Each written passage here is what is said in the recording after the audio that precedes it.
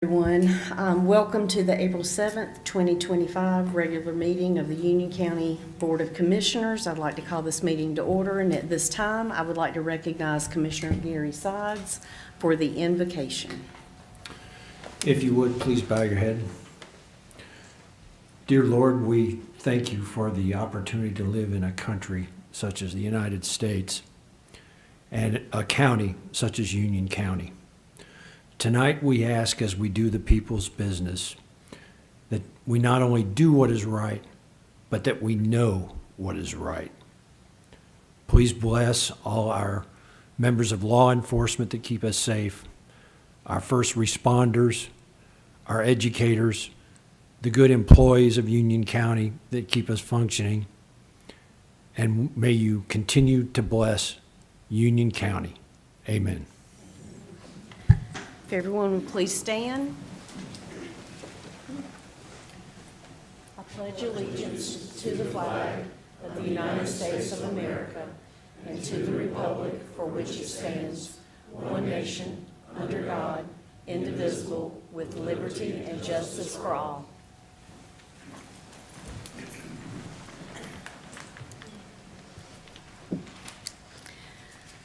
Next on the agenda is informal comments from the community.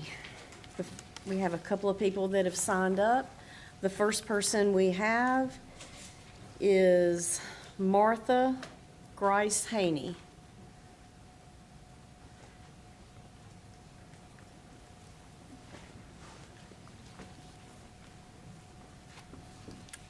Good evening.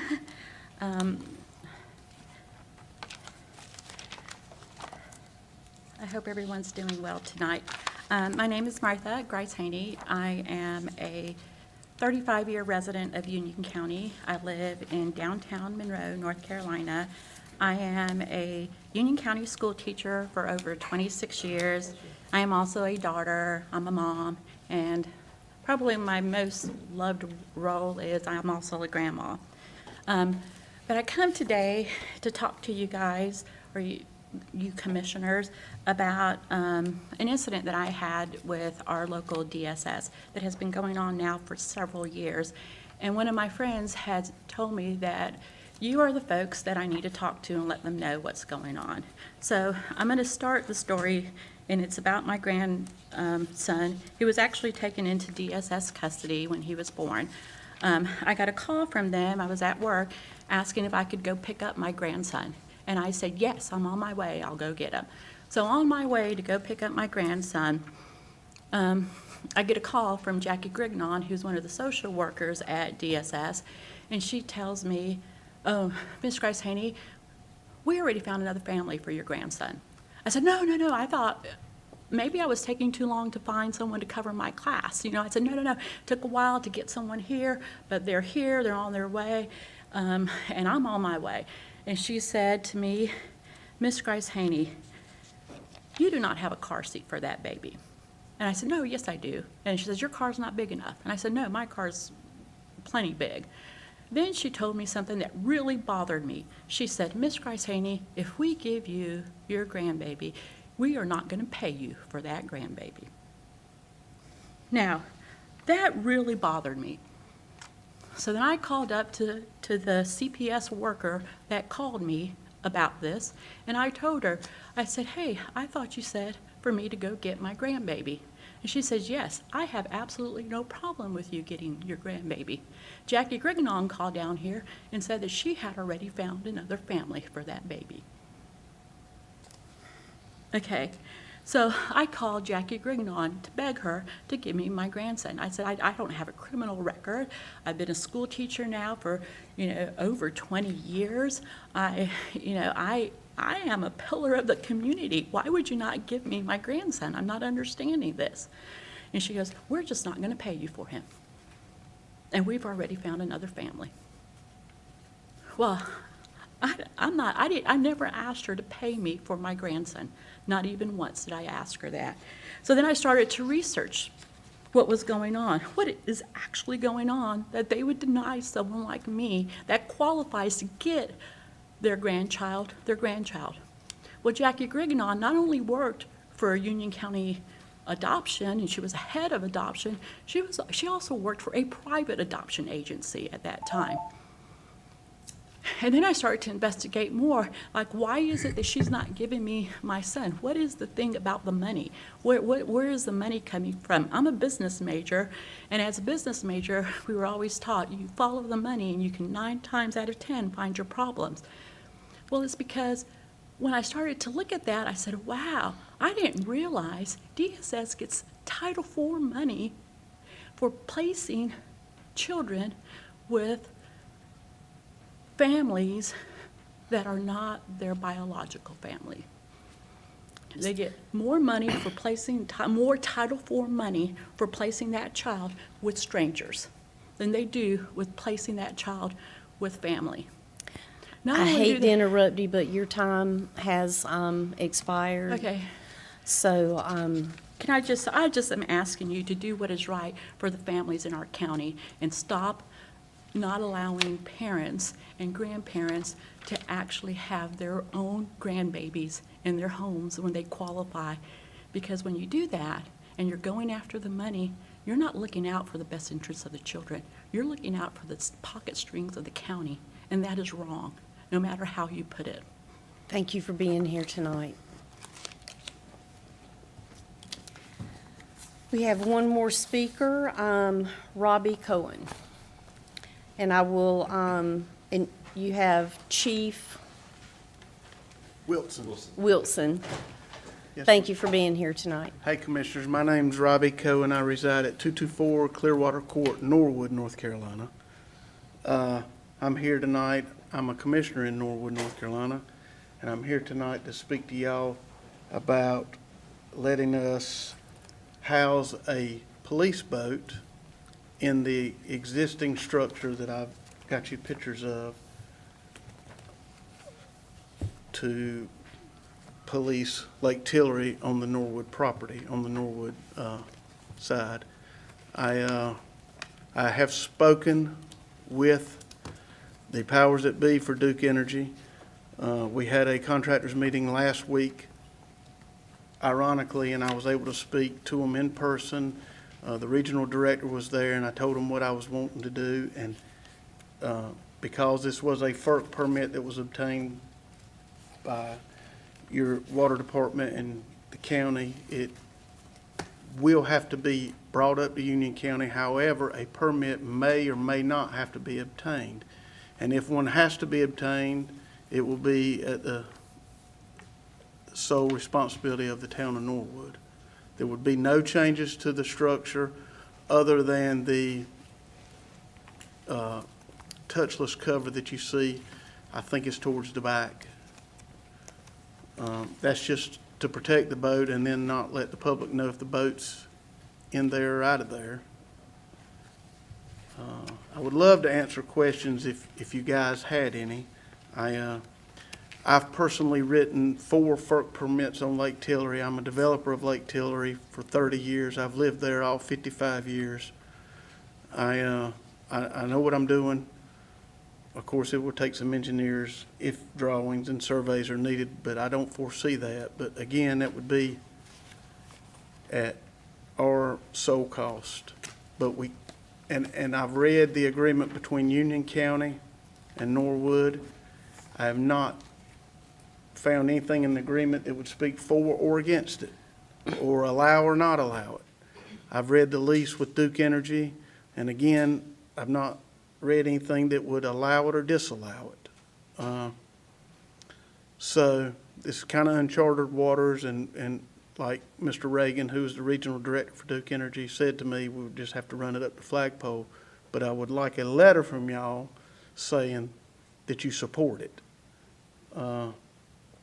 We need that there. We've had some instances where people were tied up to your structures that you see in the picture floating out and asked the police to come and, have them removed, and they have to yell at them from the bank. That's one thing that if they could easily access the boat idled out there and ask them to leave. I would like the chief to tell you a little bit about some more I think positives By the way, Chief, we got to get one of these. I like that, yeah. I like that a lot. I'm sitting up there with one at the end, and when it buzzes, I have to hold it up. Anyway, I'll let the chief speak. Thank you, Madam Chair and Commissioners, for allowing us to speak tonight. Simply, we just need access to this for our boats. There's really no other reasons for us to be down there. It just provides us a quick access to the water. Right now, we have to hook the boat up, which is stored behind one of our buildings, behind our museum in Norwood. So it's about a 30-minute process to be able to hook the boat up, trailer it down to the ramp, unload, park, and so forth. Having access to this would allow us to be on the water within about 5 minutes. And that's very important when we have emergencies, boat wrecks, drownings, those kind of things that we need to get quick access to. Our wildlife officers are ecstatic that we're out there helping them. And again, it's just it's much needed for the traffic that we have out on the lake. I don't know if anybody's been on Lake Tillery lately, but it's pretty packed out there, especially in the summertime. So again, that's the only reason we need access to this, just to be able to get onto the water quickly and safely and provide a service for our citizens. So thank you. And we both realize in public comments, this is not the time for you to ask questions, but if we're going to leave otherwise, unless you have questions for us, we'll hang around. Otherwise, we're going to head back to Norwood. Thank you. Thank you all. Thank you. Appreciate you. The next item on the agenda is item 25-199, Sustained Professional Purchasing Award. I will recognize Cheryl White, Procurement Director, for this item.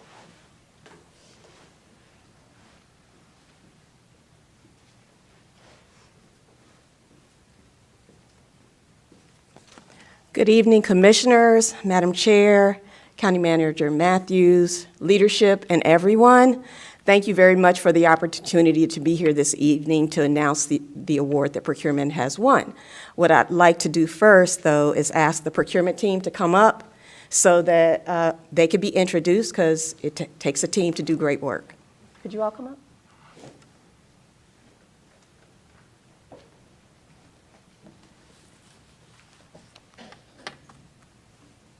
There you are. So we have with us this evening, we have Miss Vicki Watts, and she's our Senior Procurement Specialist. We have Corey Brooks, he's our Senior Procurement Specialist. David Sifford, he's our Procurement and Contract Coordinator. And Mr. Kyle Hodge, he's our Procurement Specialist. So again, I'm thankful to this great team, and we are also thankful to our departments for collaborating with us all year to make sure we provide great services, purchasing services to the county.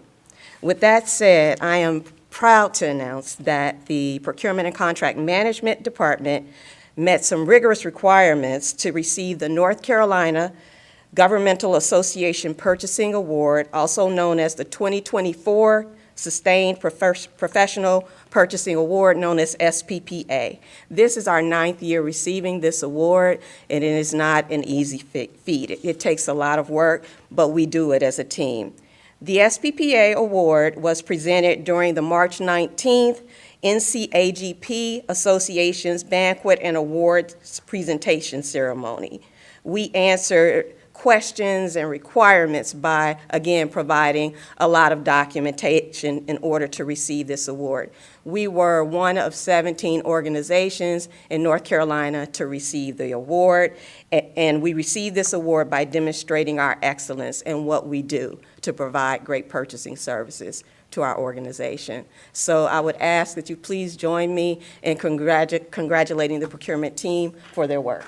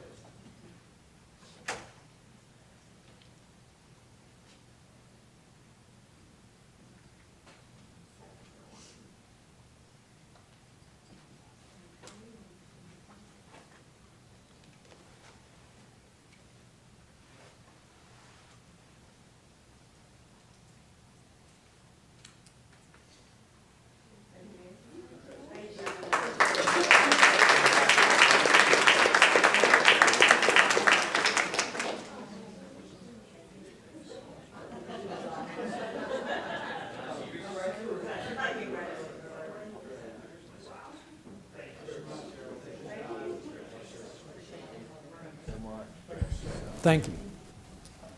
Thank you. Thank you. Now, I've noticed other departments, when they win an award, the head of the department buys lunch for everybody.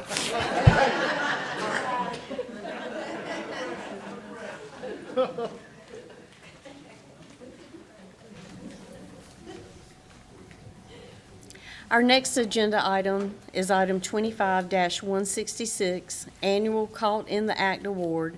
I will recognize Deputy County Manager Patrick Nyland for this item.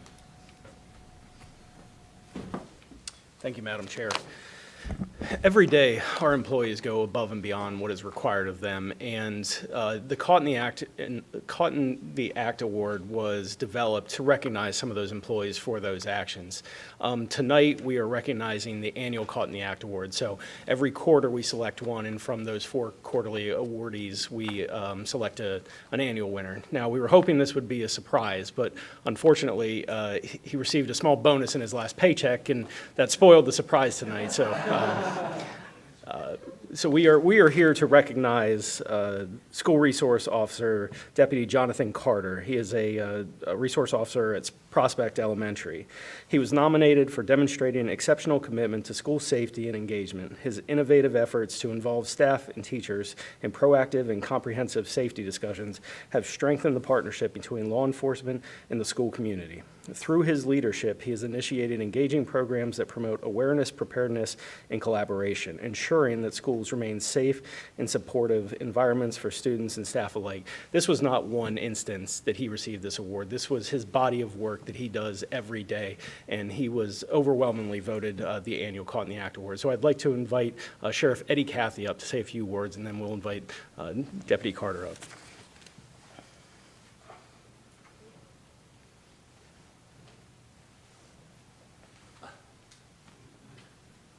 Thank you. Yes, sir. You know, I know that this is an award that's important to the citizens in the county. Jonathan, let me tell you a little about Jonathan. I coached Jonathan in middle school football. He's a Shriner. He works in the Prospect community. He's raised in the Prospect community, and now he gives back to the Prospect community.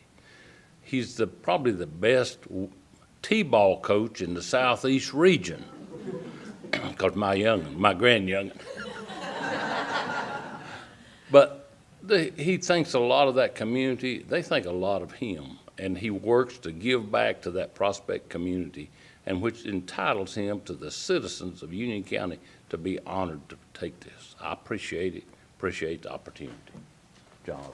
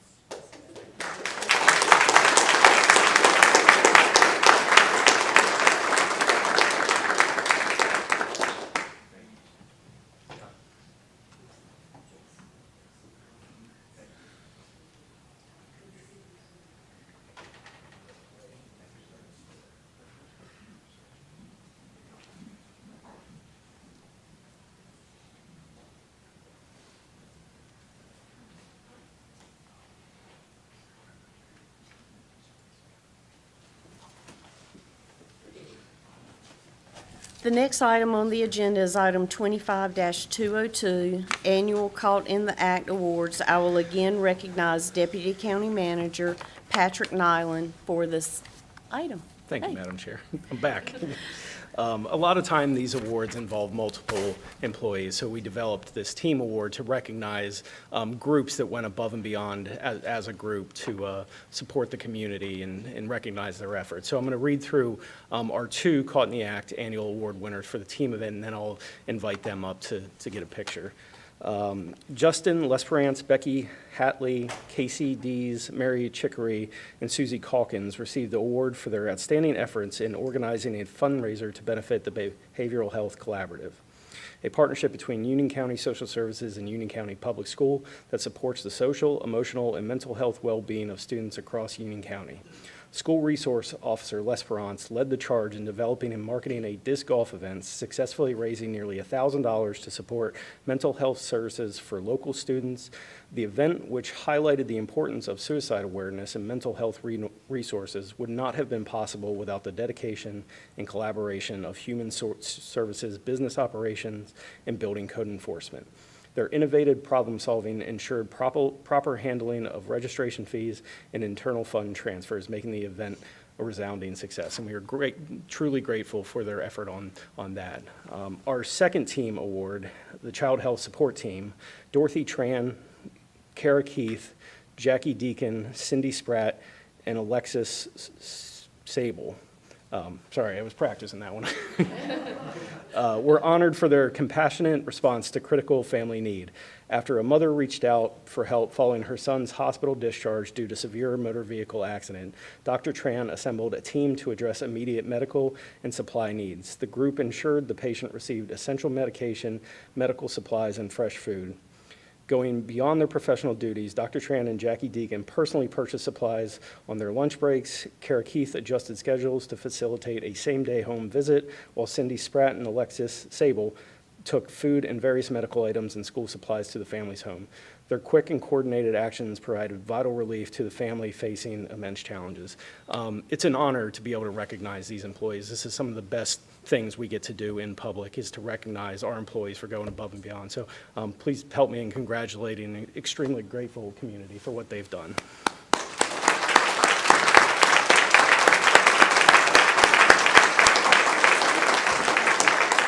And if you all want to come up, we'll get a picture.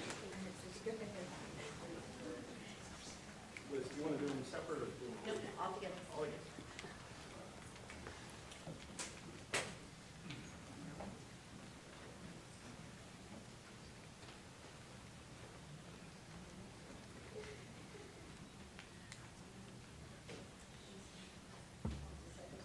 No, it's okay.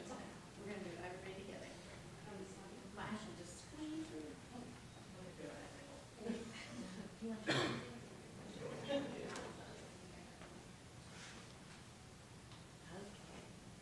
Count of 3. 1, 2, 3.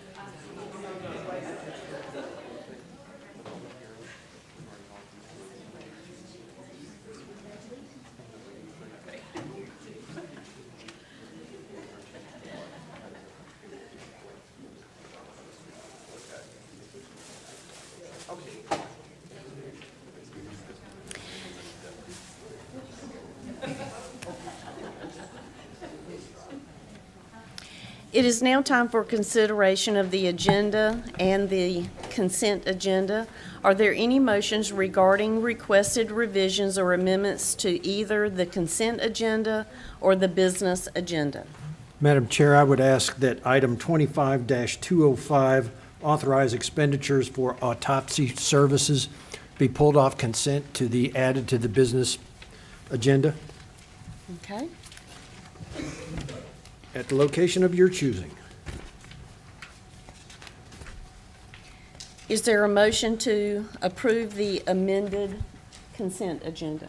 Madam Chair, I'll make the motion to approve the consent agenda as amended.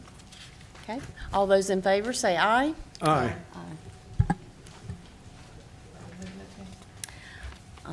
I'll have to take a look and see. Let's see, let me get over here to business.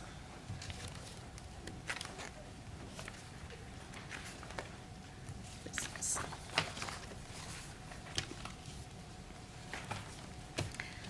Let's go ahead and do that first, Mr. Sides. Certainly. Let's go ahead and look at what was on consent, 25-205. And I'll turn it over to Mr. Sides. I have some questions, but in general, I'd just like an update on the SPRAC, which is our, see if I get it right, Southern Piedmont Regional Autopsy Center. And I'd just like to, we're asked here to start paying, and I just wanted some information about where we stand currently on providing autopsy services, toxicology services, and construction of the new facility. So I'll just fire away, and whoever, Clayton, if this is yours or Brian. Do you know to date how many, we're currently performing autopsies in the auspices of the hospital, correct? That's correct. And do you know to date how many we've been able to perform? It's over 15, which is Okay. why this contract is actually on the agenda, because we have reached the amount of where we're at with the number of autopsies. So we've done at least 15. Okay. Do you know what, can you tell me what counties we are currently serving? I know that eventually it will be several, but currently?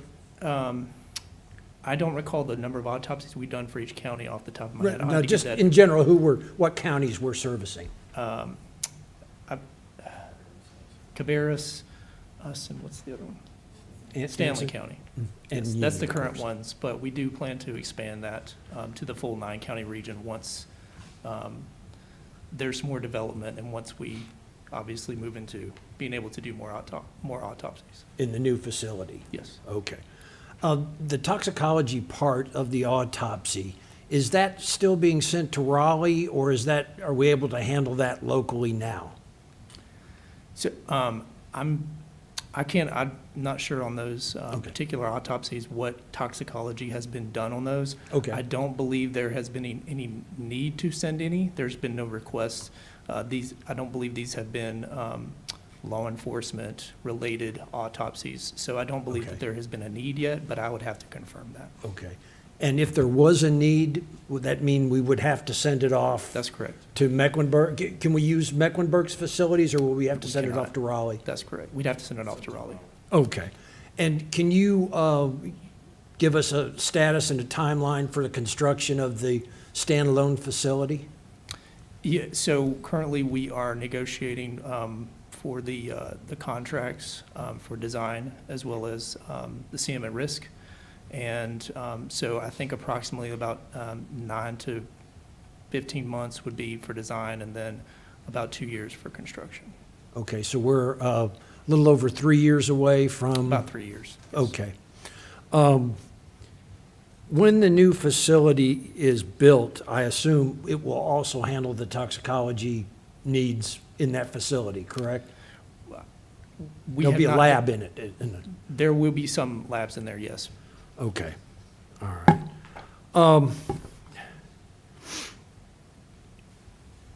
Do we know, since we're working, soon to be working on design, do we have a site plan? Because I understand this will be in the general proximity of potential new jail. So do we have a feel for the site plan where everything is going to fit together at this point? So because we knew that that was going to be a consideration, we are doing some initial work with a civil engineer to get a better site plan developed Okay. up front before we actually go into the design phase. Okay. So there'll be some initial site planning that we want to do because we know there's going to be some considerations with that proximity to potentially a new jail, if that were something that the board wanted to do. Okay. And since this obviously involves law enforcement on some of these, who with the sheriff's department is either liaison or consulting or working with staff on the process?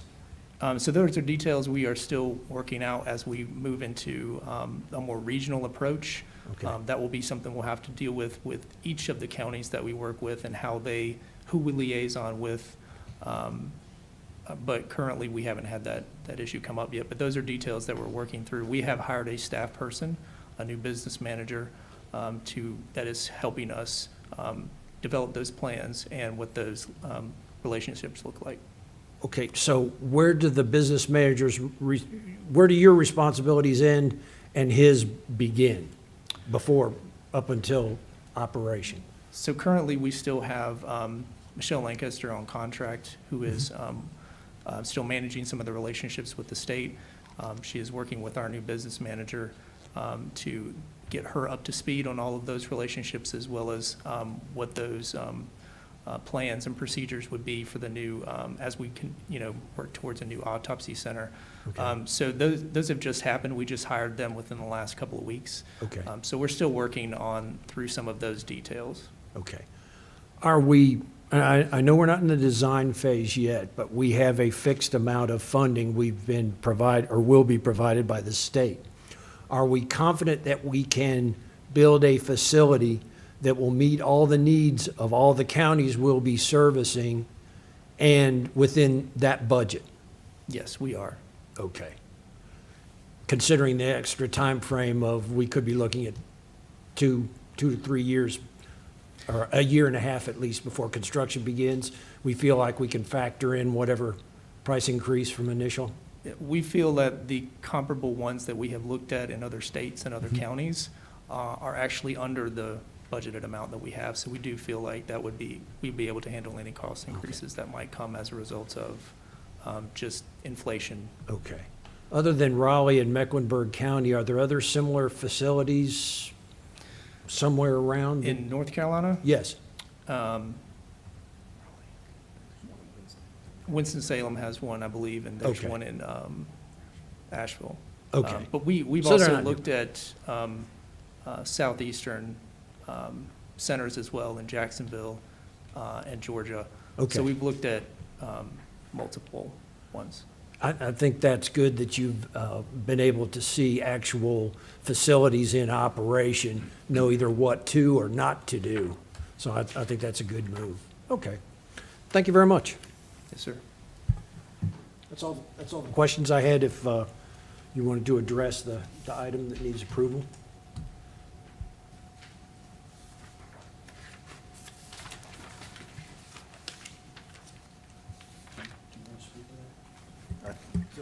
Members, obviously, you have an item in there for authorize the expenditures for the autopsy service. I would just ask if you would consider that.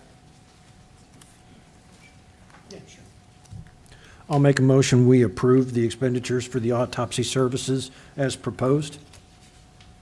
All those in favor say aye. Aye. Thank you very much. That puts us back on track with item 25-182, presentation concerning the Union County Water New Development website. I will recognize our county manager, Brian Matthews, to introduce this item. Thank you very much, Madam Chair. So last fall, the county went through some website updates, and one of the things that we also did is we updated and added a website for Union County Water, so unioncountywater.org. And in that is a component which is specific to new development and how the process works for new development. We receive a ton of phone calls, ton of requests for information for how our process works, what are the forms, what are the timelines. And so the staff worked diligently to develop a comprehensive website with all of that information available so that builders and developers would have a resource to go to. And our chair actually found out about it and saw it and said, you know what, I'd love to be able to talk more about that in public, let everyone see more about it. and we thought that was a great idea. So we have Crystal Panico, who is our new development program manager. She actually sort of handles that whole process, her and her team. And so I'm going to turn it over to her and let her go through the process and the website and let you answer and ask any questions you might have. But we're very pleased about this resource, and we think that it's going to help our developers and builders move a lot quickly through the process. Go ahead, Crystal. Thank you. Good evening. I'm Crystal Panico, New Development Program Manager for Union County Water. First, I want to thank you for giving me the opportunity to speak about our website and the online resources that we have for our developers and builders. But first, before we get into the website, I kind of want to give you a brief overview of what new development is and what we do. New development is one side of the engineering division in Union County Water. Do I need to, is it not coming up? Did I get it from the beginning? I think we have to slide it over to the others. Nope. Nope, go back. You got it. You got it. Nope, go back. Hang on. There you go. You're good. Good? Okay, sorry. Okay, give me 1 second here. Okay, so new development is one of two programs of the engineering division in Union County Water. The other division is our capital improvement projects. The capital improvement projects oversees the publicly built infrastructure and reinvestment in our system. The new development side handles the privately installed infrastructure, or is sometimes known as donated projects. We review the plans for new development throughout the Union County Water Service area that you'll see here on the map in blue. And we also inspect the water and sewer infrastructure installed throughout our service area as part of the new development. Here's a picture of our team, almost all of our team. We're missing one here. We're a small team, but we get a lot done. I think we do some great work. We have an awesome group. We have 4 professional engineers that review our plans. We have an inspection supervisor, 4 inspectors, a data analyst, and administrative assistant. So we get a lot of work done with a limited amount of people. Our current workload, we average about 120 to 130 plan reviews per month. So that can be new submittals, resubmittals. It can be a single-family home. It can be a 500-lot subdivision. It can be a school campus, medical facility. It encompasses all of these reviews that we review the water and sewer plans for. What we don't do is septic systems, wells, and private treatment. We don't review those. Why do we do this? So we ensure that we are protecting our water and sewer infrastructure. We want to make sure that we're continuing to provide reliable service to our customers, and we're protecting this infrastructure as new development occurs. We want to make sure that we protect, we're being good stewards of our system and protecting from future mistakes, paying for those mistakes. So we want to make sure that we're ensuring good quality product that's going to last for generations. We also want to make sure that we're fair, that we're treating each project fair. All of our regulations in new development is under our water sewer extension ordinance. So each project, from that single family home to that 500-lot subdivision to the commercial, they all have the same rules and regulations, and everyone's treated the same. Before I get to the website, I do want to show what's not changed. So our Evolve portal is on the county's website. This is something that's been in place for years, where it's streamlined the permitting process for this, is where projects submit their projects in our review portal. They also submit their building permit submittals, their building permit applications, zoning permits, fire permits. It's kind of a one-stop shop here for that. They take their review fees. Everything goes through the system, so that's not changed in our site. And here's our new website, unioncountywater.org. Previously, our water information was housed under the Union County website. We it was kind of difficult to find. All the other departments was there, so it was kind of hidden there. And if you see from our homepage here, we have a lot of information to share.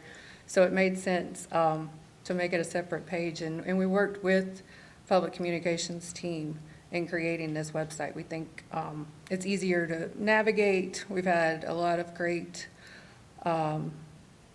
input from it. Like we've had a lot of compliments from this. From that, I want to focus tonight on the development and builder section. So here's a snapshot of the development review process that was linked under there. And then I'll come back and share the website with you. But just so you can see here, we want to make sure they're understanding. There's links to our ordinance where everything's, all of our regulations are housed. We link them to our specs, our details, that Evolve system portal that I showed you before. And then we're also highlighting here will serve letters. This is something that we do not provide. And so we want to be transparent in that and upfront in our process. Other jurisdictions provide these letters. They are a capacity commitment, oftentimes upfront. Other jurisdictions are able to provide those and allocate that capacity, which we are unable to until further along in our process. So we let the development community know that this isn't something that we provide. And then we'll scroll down. We have a 10-step process. This 10-step process was again derived from our ordinance, but we've tried to make it easier to navigate and be helpful for the community.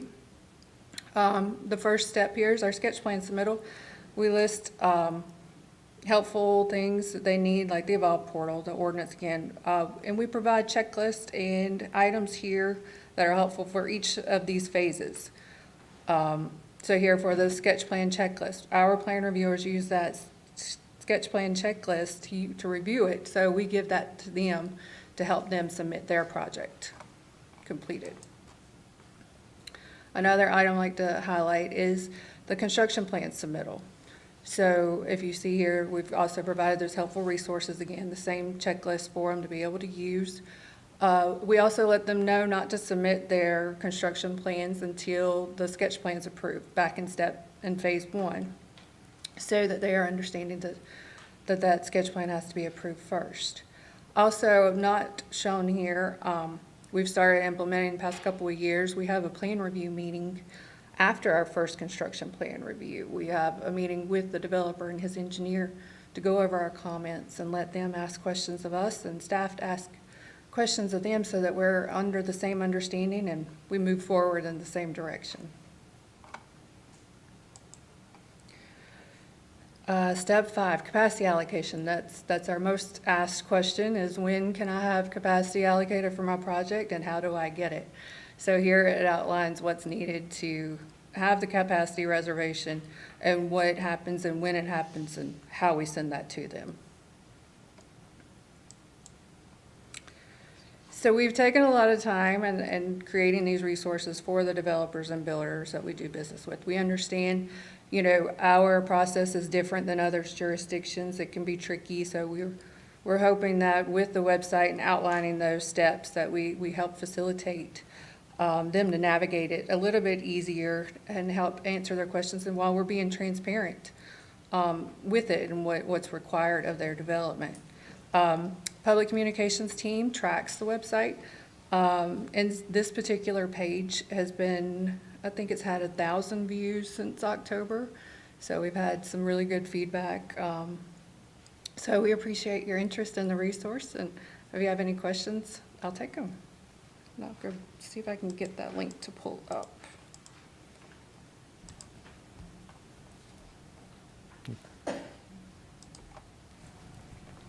So thank you very much for being here tonight. I'll speak for myself. I get phone calls quite often, people wanting to know, do we have capacity?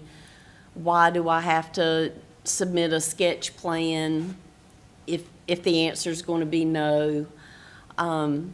So how have you advertised this new website so that builders and developers know to go to this new website? How would that how would we know to go there? So, If it's not on the Union County government website? Liz, do you want to take a stab at that? I'll let communications. So typically, anytime anybody would have previously gone to the Union County website and gone within the water webpage, they're still going to go to navigate like they used to, but when they click water, it just redirects. So the user experience has only improved because now customers, developers, the various audiences looking for water content can find it much easier on the water website. The search engine optimization has vastly improved. Like Crystal said, we can track the analytics, so we know the site traffic and what people are going for. It really helps us to better communicate directly with water customers and developers. Typically, that audience, in terms of developers, they either know where to go when they're looking for information that now is only easier to find than it was, or it has served as a tool for Crystal and her team to just let people know, hey, all of this information's right here, and then she's able to point people there where it's a lot better laid out than it used to be. Do you know about how long it takes to go through all 10 steps to finally get to an approval? Do you know about how many days or months that takes? To go through it as quick as you could, it would typically be about 8 months. Okay. So that would be if they had everything correct on their first submittals, that sketch plan, construction plan, or permitting, that timeline. It would take about 8 months to get through that process. I'll say on average, though, for larger developments, it could be much longer. It could be 12 to 18 months when you're having significant reviews in there. Right, and I want to point out that Crystal said this, but I want to clarify from the very beginning, from sketch plan all the way until you get to the development agreement. A lot of folks like to complain that they're in the second phase, which is the engineering review, and they're not considering that, well, you know, part of that time was in sketch plan. The sketch plan is the preliminary stuff you do. Then you get to your full engineering design before you even get to the actual agreement. And so there is still significant time in going through that sketch plan. And a lot of folks sometimes forget that is also part of the time that goes through.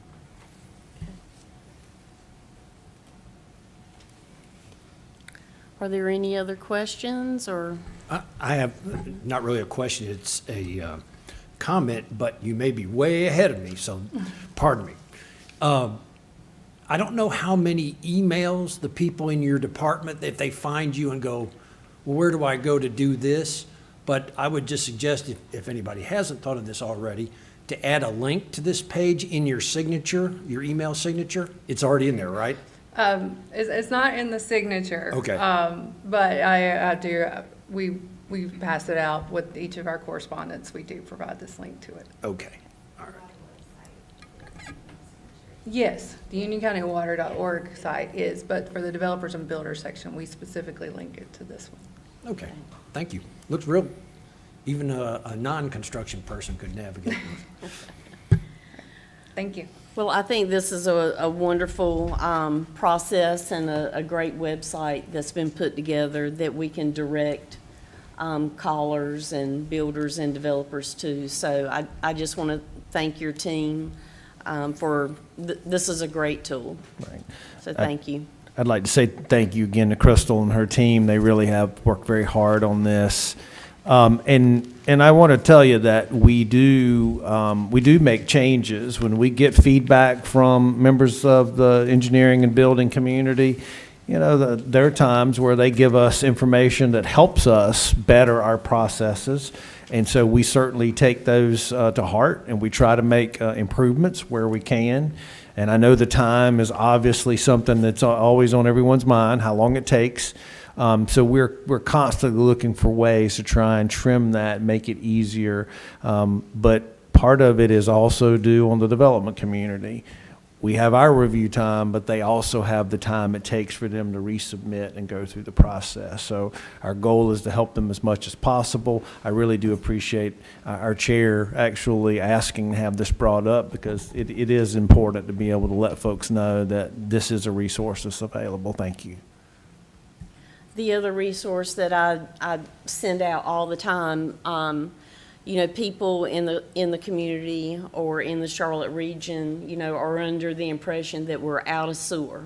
We have no more sewer, no more sewer.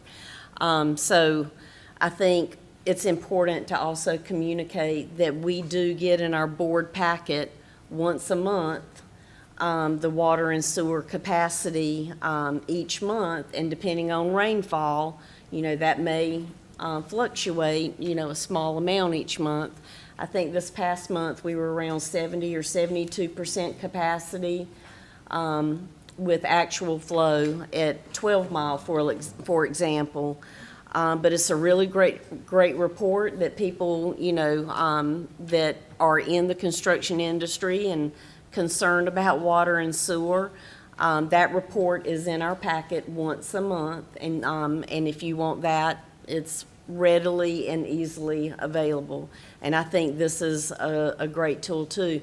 One of the conversations that has come up in the past month is not only the water capacity, but the conveyance.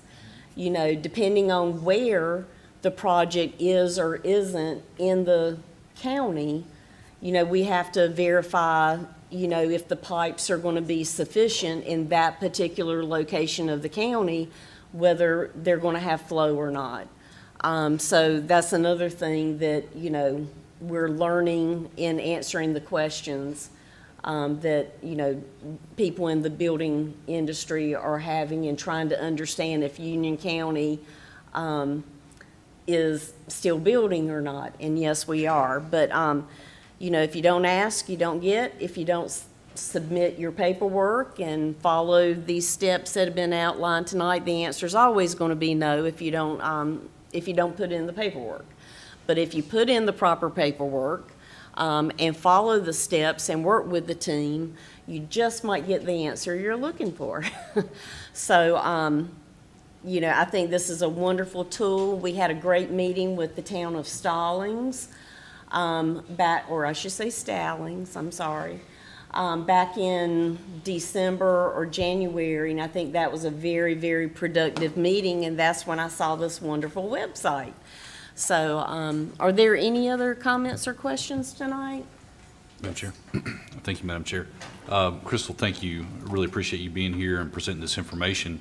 I do think that this is a good tool for the building community out there in our county. So again, thank you very much for that. I just have one question though, and just to sort of piggyback on Chair Merrill's comments.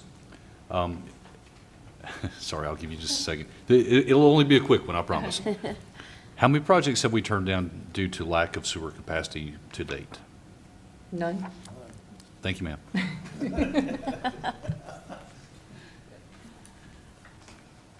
I don't think she said it loud enough. Zero. None. Zero. Great question. Thank you again for being here tonight. Thank you. Next on our agenda is item 25-194, System Development Fee Study. I want to recognize Amy McCaskill, Union County Water Business Operations Director. Boy, that's a long title. Welcome. Thank you. Good evening, Madam Chair and Commissioners. If you'll recall, in 2024, we received direction from the board to do an updated system development fee study based on some additional capital projects that the board approved as after the master plan presentation. So tonight we have our consultant, Stantec Consulting, who is here to present the updated system development fee study to you all. On the call, we have Andy Burnham and Kevin Cook. Andy's the Vice President of the Management and Technology Consulting Group with Stantec, and Kevin is the manager there. So I am going to turn it over to them.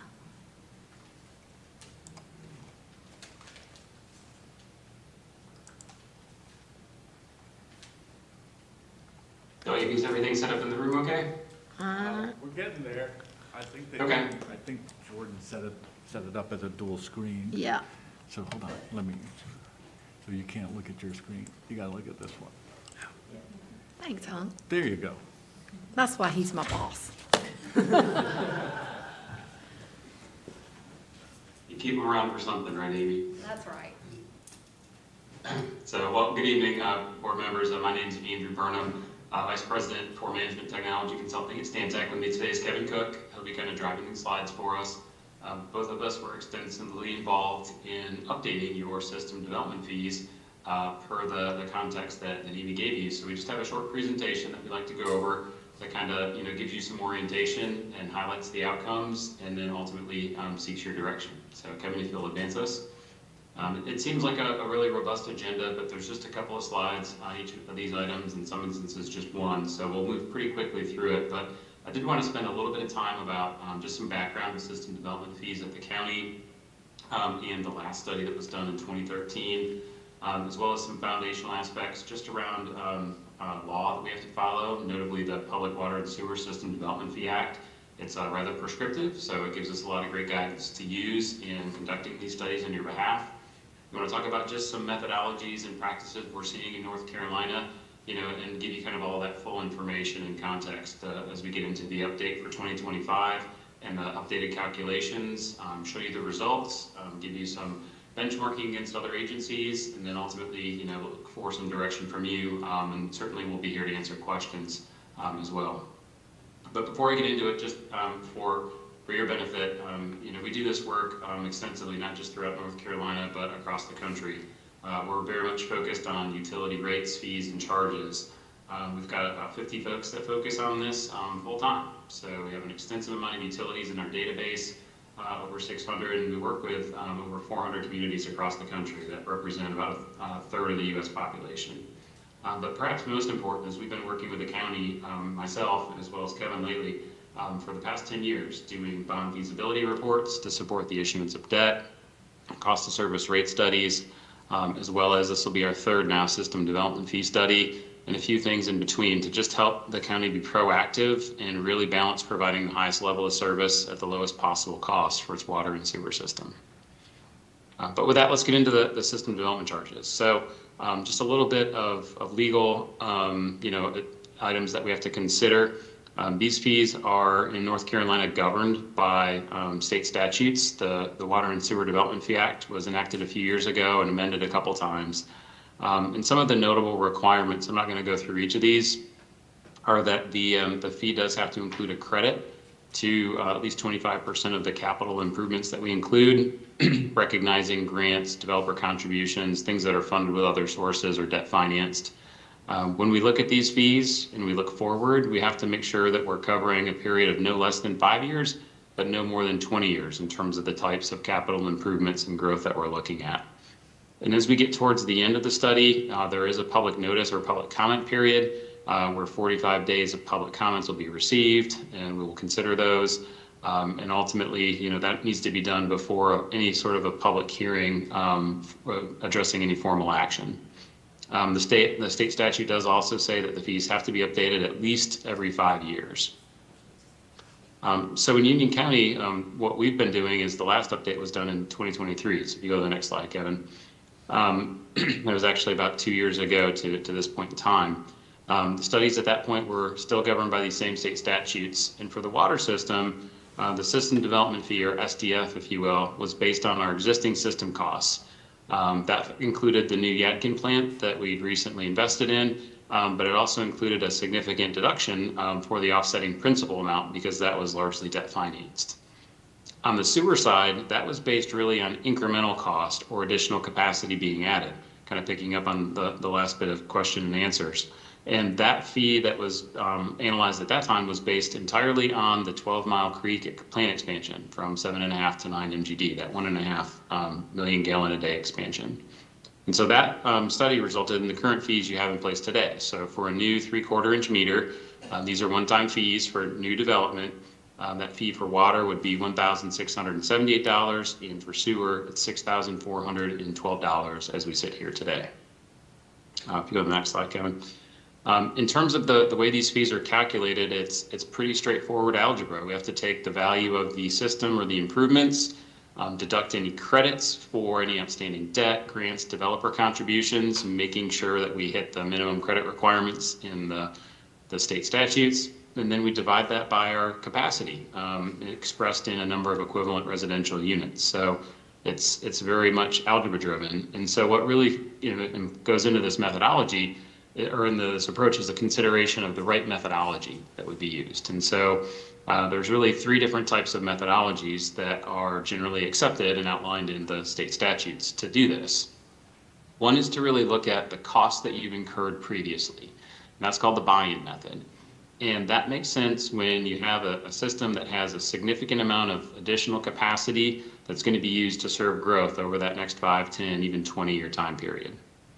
However, some utility systems don't find themselves in that situation, and so there's an alternative approach that would be the incremental cost method, where it looks at capital costs that are going to be incurred in the future that will provide the capacity for new growth. And so this is oftentimes used for systems that have limited capacity to sell, or they're incurring significantly higher cost capacity expansions to serve growth than what they have today. And the third approach is really a hybrid, where you really combine your existing cost plus planned improvements in your capital improvement program, because you're going to be really relying upon a combination of capacity from existing assets and new ones that you build to serve growth over that next 5-year, 10-year horizon. And so if you look around the state, there's some snapshots taken in time about what methods are used for calculating fees across North Carolina. There's a good number of systems that use the buy-in method, a fair number that use that combined or hybrid approach, and some that use the incremental method. And you can see this for both water and wastewater. This is a bit dated. We looked at the Environmental Finance Center to see if they had an updated survey across the state, but there's not one out there yet, but I expect an update's probably coming soon. And again, for Union County, we used the buy-in method in the 2023 study for water, as we had the Yadkin plant included. And for the wastewater side, we included the incremental method, or utilized that method, accounting for, again, the expansion of our 12 Mile Creek wastewater treatment plant. But what's also interesting to note about the system development fees is that you do not have to necessarily adopt the full cost results that come out of the studies. You just can't adopt fees in excess of those. So while 2/3 of the systems in the survey that the Environmental Finance Center did adopt fees at the maximum level, about 1/3 of utilities chose not to go all the way up to their full cost recovery. And so this is ultimately where you as a board, once you've received the information, can certainly exercise policy considerations and look at less than full cost recovery amounts. It would just be not a scenario where you can really go higher than the amounts that we've calculated in the study for you. And so with that, let's just talk a little bit about the updates. So as part of this analysis, we grabbed the most current information about your existing assets, plus construction work in progress. We've worked with the county water team to identify the expansion-related capital projects over the next 7-year time period. We also gathered information about the amount of outstanding debt that we have, and made sure that we were including proper credits in all the calculation methodologies for those three approaches that I described. And in terms of kind of the divisor, we included the different capacities for our existing assets for the Catawba River and Yadkin treatment plants for water, about 32 million gallons a day. And also look towards the future in the expansion of the Catawba River plant for an additional 8 million gallons of capacity that's in the capital improvement program. And for the sewer system, we did recognize that we have our existing water reclamation facilities in 12 Mile Creek doing a little bit over 11.2 million gallons a day, but that we do have the incremental expansion in progress for an additional 1.5 million gallons a day at the 12 Mile Creek facility. So when we kind of run the numbers through that formula that I showed and using the three approaches as reflected in state statutes, we kind of were able to boil the outcomes here to a rather simple table at the top. So the first row shows the water system development fee for a 3/4 inch meter, and the second row shows the sewer fee, both currently in the second column, but then the results under each of those three approaches I mentioned earlier. So the water fee today is $1,678, as I mentioned. Under the buy-in method with the updated information, that would go to a little over $2,000 under that approach. If we use the hybrid approach, which recognizes our existing assets plus our planned growth in the capital improvement program, that would be a little over $2,400. And then if we just base the fee on the expansion-related projects in our capital improvement program over that next 7-year time period, it would be $4,669. For the sewer system, our current fee is based on the incremental approach, $6,412, done a couple of years ago. If we look at the buy-in approach, the fee would actually be lower than what it is today, because we're looking at our existing assets that have a lower unit cost than what that 1.5 MGD expansion does. The hybrid fee would be about $4,936, so it would still be a reduction over the current fee today, but slightly higher than the buy-in results. And the incremental approach, again factoring in the 1.5 MGD expansion that's in progress, plus some additional cost for conveyance infrastructure for force mains and large gravity interceptors, that would actually be $10,800. And I mentioned those interceptors in particular for sewer because our current incremental fee was just based on treatment cost only for the 1.5 MGD expansion. If we include expansion of force mains and upsizing of those mains and interceptors, it's actually $10,800 in today's costs. So to help kind of give you some context, we also did some local system development fee survey. So the bar on the left in blue represents the amount of the water system development fee for a typical 3/4 inch meter. The green represents the resulting fee for the sewer system for many entities. And you can see where we stand today currently is the first highlighted orange box. So we're towards the higher end of the list. And if we went to the incremental method for both water and sewer, that would move us towards the top of the chart in terms of combined water and sewer impact fees, or system development fees, I should say. Lots of things to note when you look at these charts. You know, as I mentioned before, some communities don't adopt full cost recovery. Others may not have updated their fees recently, and others may not be looking at the order of magnitude of expansion cost for growth that we're looking at here in Union County. And they may have different types of facilities associated with serving their customers than what we need relative to meeting our environmental requirements for wastewater treatment and discharge, as well as what we have to do to treat our water supply to drinking water standards. So a number of factors to keep in mind when you look at this. So we often see a pretty big range on these system development fee charts when we look at them. And so lastly, you know, at this point, just to kind of summarize and hopefully answer any questions that you might have, the current fees in 2023, we've updated them consistent with the state statutes, the 3 methodologies that are reflected therein in your current data. And we've looked at all 3 methods, but based on what we're seeing for your system in terms of the need for additional capacity as identified in your capital improvement program or what's in progress and in your CIP for the wastewater side, the incremental method seems to be where, you know, we would be focused on for a recommendation if we were asked in terms of the methodology based on your current circumstances. You really need the additional capacity and what's in progress and what's in the CIP to be able to serve growth over the next several years. And so, you know, at this point, what we're looking for is, you know, really some board approval on a recommended methodology to determine the final calculations that we would include in our report that then, as I mentioned, would be published for 45 days for public comment, and that would be brought back as part of a public hearing after that time period for consideration for formal adoption. So no specific action is needed today in terms of adopting new fees. It's more direction as to which methodologies and what level of cost recovery the board would like reflected in that report that we would then be publishing for public comment. And so with that, I'd be happy to open it up for you know, any questions and discussion and answers as might be appropriate. Thank you, Madam Chair. So per usual, Andrew, and also to our staff, I've got questions regarding water and sewer.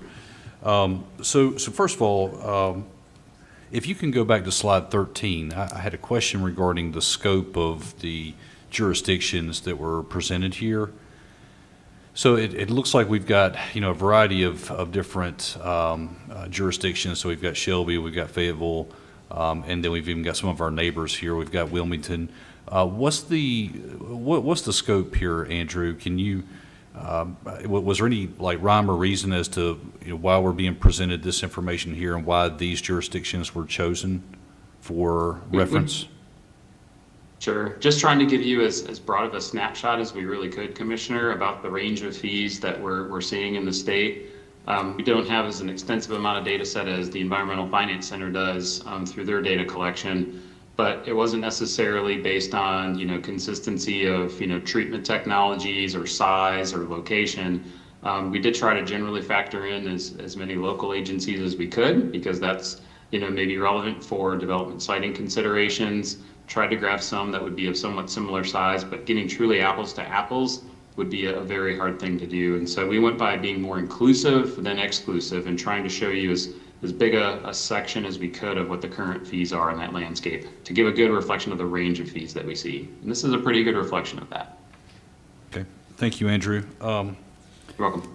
So this next question I've got might be better addressed from our staff.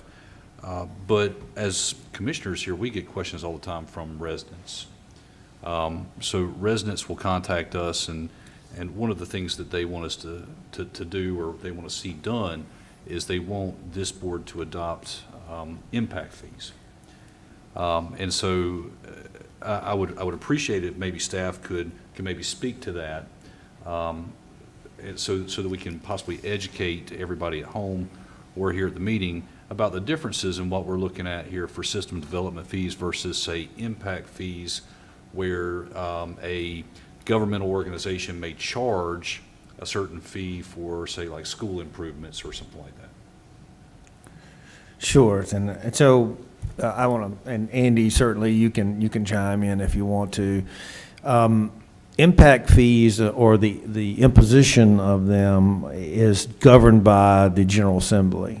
Local governments do not have the authority to implement a impact fee unless it is specifically stated by the general statutes that we're allowed to actually collect it.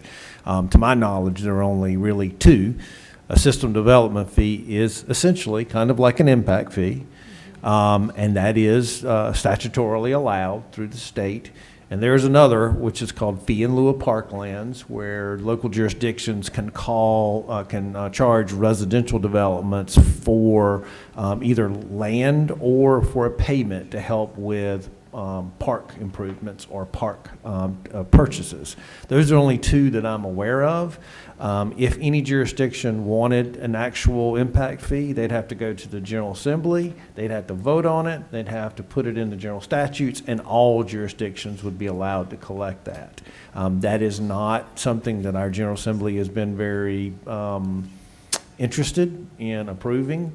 Again, we're not allowed to actually implement those. Now, other states, those local jurisdictions have the authority to implement as they wish. South Carolina is one of those. They have the authority where they can implement local impact fees. They don't require any state approvals whatsoever.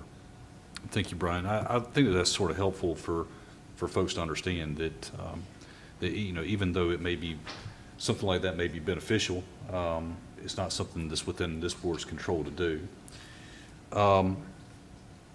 Last question for now.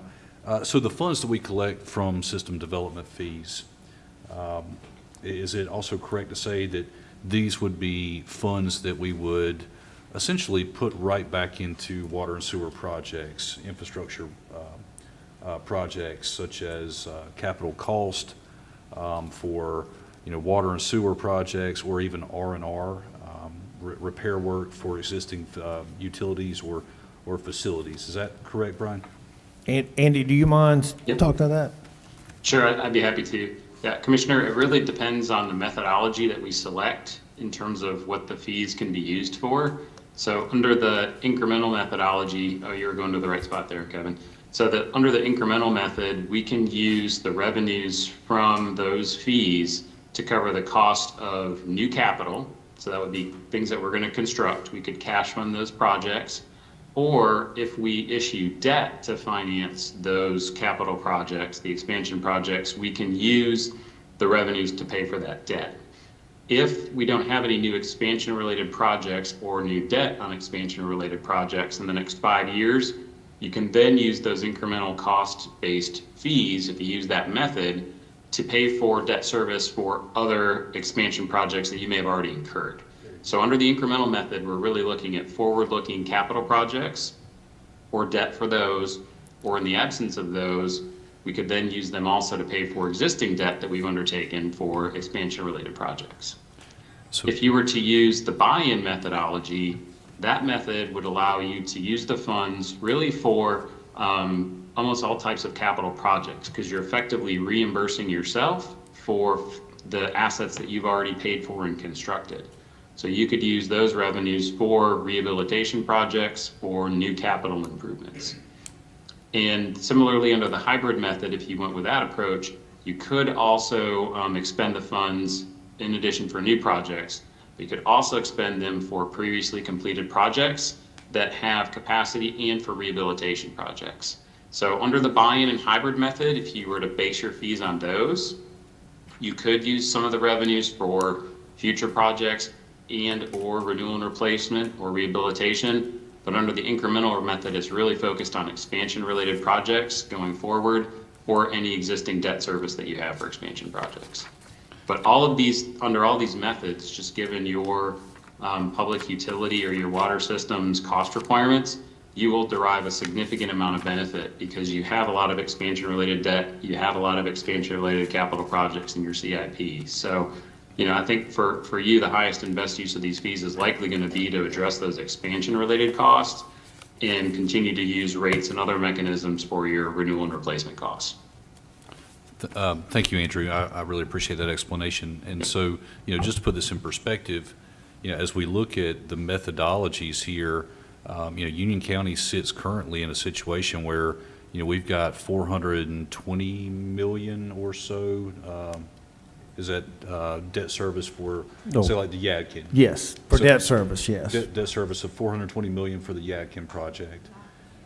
So, It's for all of our outstanding debt, not just yet.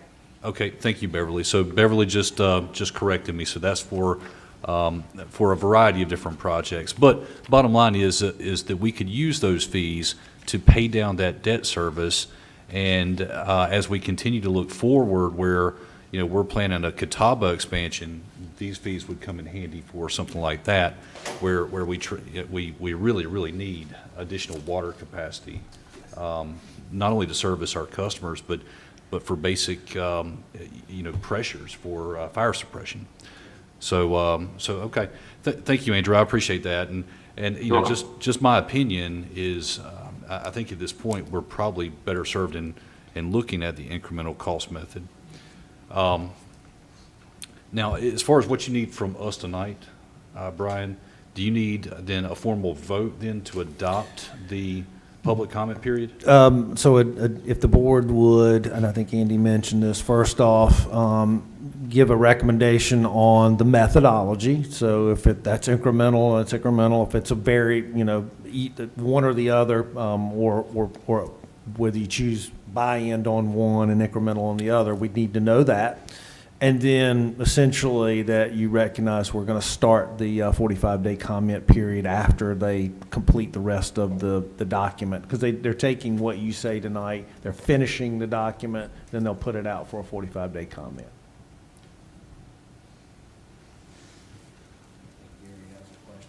Yes. Could you go back to the slide on incremental, the actual results of the three different methods? There. So the money, so going back to the comments about impact fee, if someone's going to build a house and they're going to have a well and they're going to have a septic tank, basically no fee. Okay. So the incremental appears to give us the greatest flexibility. We do not, according to your comments, we do not have to charge the full amount that the formula shows on this chart, correct? That's correct. Okay. And if we, the fees that we collect, do they have to be segregated towards what they're used, say, for debt service? In other words, the water amounts that we collect under the incremental fee structure have to only go towards, say, debt service on water projects, or do they go in one big pot? No, they're separate. we have to separate them by water and sewer, you use them on the projects in the, so like 12-mile project, 12-mile, if the projects are in 12-mile, we would use that in the 12-mile basin. Okay, so by type, water, sewer, and basin? Yes. Okay, all right. Thank you. That's all I had. So I would also support Commissioner Helms. I think the incremental gives us the greatest flexibility. I don't know about the amount, and that could be further discussion, but I think that methodology gives us the greatest flexibility moving forward. Are there any other questions, comments? Okay, thank you very much. All right, I will just say that we're planning to, once, with the board's direction, have the final draft by the 14th of April, put it on the website for the 45-day period of public comments, and then bring it to the board in June for public hearing and rate adoption. Thank you, Andy and Kevin, for being with us. Oh, you're very welcome. Thanks for the opportunity. All right, bye, everyone. Thank you. So, just looking for the board to make a decision. I mean, we can do this clean, and we can just make a motion and take a vote on it. That would be my suggestion. So I'll make the motion that this board adopt the incremental methodology and also open up the 45-day public comment period. All those in favor of the motion, say aye. Aye. The next item on the agenda is item 25-203, a presentation on solid waste. I will recognize Kevin Sinclair, Solid Waste Director, concerning this item. Thank you, Madam Chair, Vice Chairman, Commissioners, and management team. Thank you for the time to share with you a few insights, a little bit about our solid waste management in Union County. My hope is that you'll take these insights and use them when you evaluate the management team's budget recommendations for FY26. Let's see. All right, first of all, a little overview of our programs. Many of you are already aware that solid waste management in Union County is comprised of our municipal solid waste transfer station. That's the garbage collected by the garbage man all across the county. Most of that comes to our transfer station on Austin Cheney Road. We load that material and ship that out to Anson County to their landfill for disposal. We also have our construction demolition landfill there at the same facility, where we operate a permitted landfill for construction demolition material only. Waste deposited is on site, and both of those operations are landfill enterprise fund driven, so not impact to the general fund. We also have our third element of our program, which is our residential waste. In recycling centers, we have 5 satellite centers throughout the county, and then our primary facility, public drop-off area as well. These facilities, the 5 residential satellite facilities, accept bagged household waste only and recycling materials. This has traditionally been funded via the enterprise fund through tipping fees from commercial customers at our landfill. But since we've implemented our Trash Pass program, which is our free trash allowance for our residents, we do supplement that program a bit from the general fund. So what other programs do we offer? These are sort of our ancillary programs that we're very, very proud of.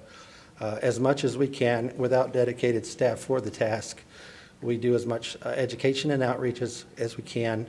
This year we've had 6 engagements for outreach where we describe solid waste management for civic groups and schools and that sort of thing. We also have launched our litter mitigation program where we pull part-time staff when and where we can. We try to commit to a few hours a week at minimum to pull litter off the roadsides in Union County.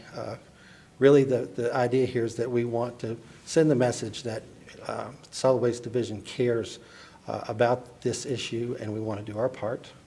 So we're very proud of the effort that our staff provides on the sides of the roads with respect to litter mitigation. We also have our household hazardous waste disposal program. Typically, this is an annual event. You can see the picture in the top right corner there.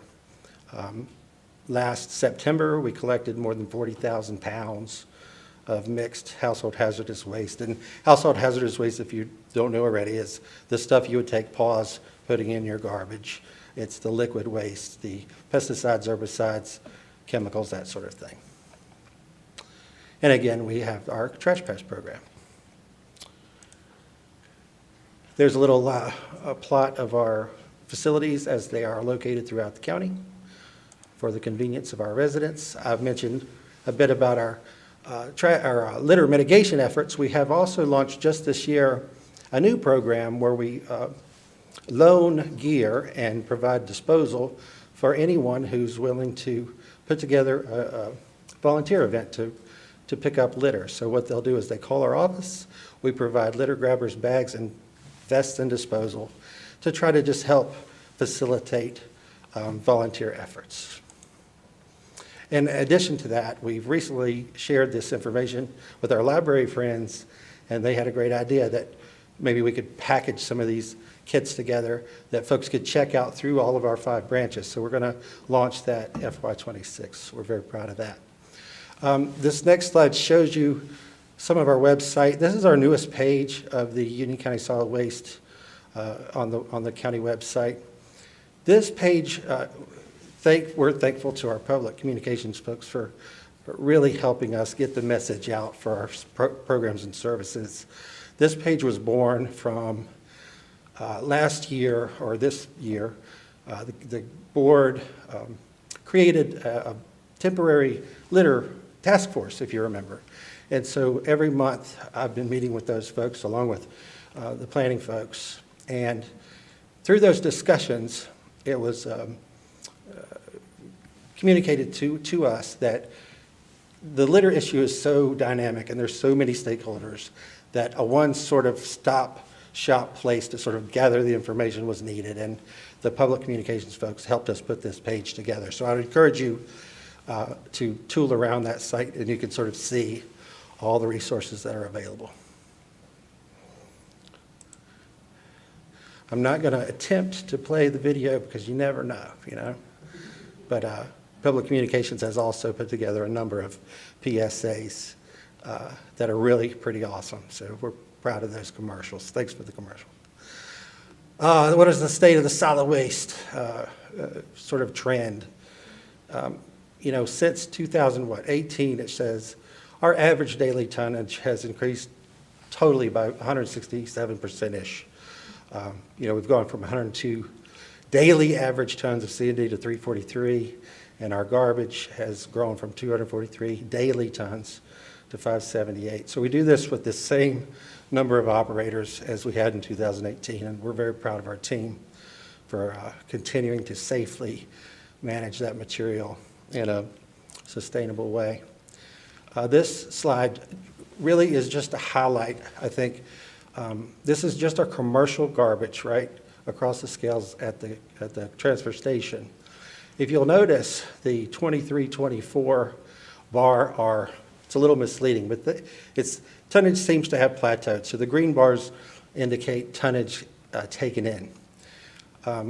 What we really feel is that the implementation of Trash Pass caused that sort of dip there in 2024. So it's not that we didn't receive that waste, it's just that it didn't come in on the garbage truck, which means that enough of our citizens did away with their curbside service in favor of the free program. So again, just to highlight that it's a very popular program. This slide is very similar, but I just wanted to highlight inflationary impacts on solid waste programs. So the gold bar is solely the cost for transporting and disposing our waste from the transfer station at 2 Anson County. If you'll see, the trend was up to this year that the cost was about to surpass our ability to pay for it. And we did make a significant cost fee adjustment, rate adjustment last year that put us in a very much favorable position moving forward. So it's a good story to tell. There is a very 50,000 view snapshot of our overall budget. And to date, it looks like we're on target to meet our benchmarks. Looks like our revenues will exceed 13 million, and our expenses are right in line with that. So we're doing what we need to do. Let's talk about our capital improvement plan briefly. We just completed a project that has received rave reviews by the citizens. Every day somebody tells me what a pleasant experience they had at the dump. So hallelujah, right? We do have some, and there it is. That's before we christened the first can with garbage. That was right after we completed the last piece. And so folks can get in and out of our facility over here at Austin Cheney, and it is working out very well for us. So thank you for your support in that project. So what do we want to do next? We want to build an operations center. That project is underway. We want to build a second scale house. The idea is that we'll split the traffic and make things safer, quicker, faster, better. And also, of course, our landfill phased expansion, which is what we always do. To describe for you the phased expansion, check out the map on the left there. The green indicates landfill space used. The peach area in the center is where we are now. The yellow area is the expansion. So when I say expansion, I don't mean we're increasing the footprint. I mean we're utilizing the permitted space. So that yellow area represents 20-ish years of future for that facility. What does the solid waste ops center look like? There's just a quick bit of information. We're looking for a 6,000 square foot facility to consolidate our admin folks with our boots on the ground folks and give them the space they need to work safely and efficiently. We're not going to build super fancy. We're looking at an engineered metal structure on slab, so we want to just make it utilitarian but useful. I do want to talk a little bit more about the Trash Pass program. It's a very successful program. The public are embracing it. It makes life at our 5 satellite convenience centers a lot easier for our staff. We are handling very little cash these days. Some of the other impacts are that our overall volume trash tonnage has increased by 13%, and we attribute that to the popularity of the free trash disposal program. Our operating cost for these 5 satellite centers only is over $1 million, and the general fund graciously contributes $650,000 to that, but does leave us with a deficit of $400,000 or so. So we'd like to find ways to bridge that gap. So here's a strategy for your consideration.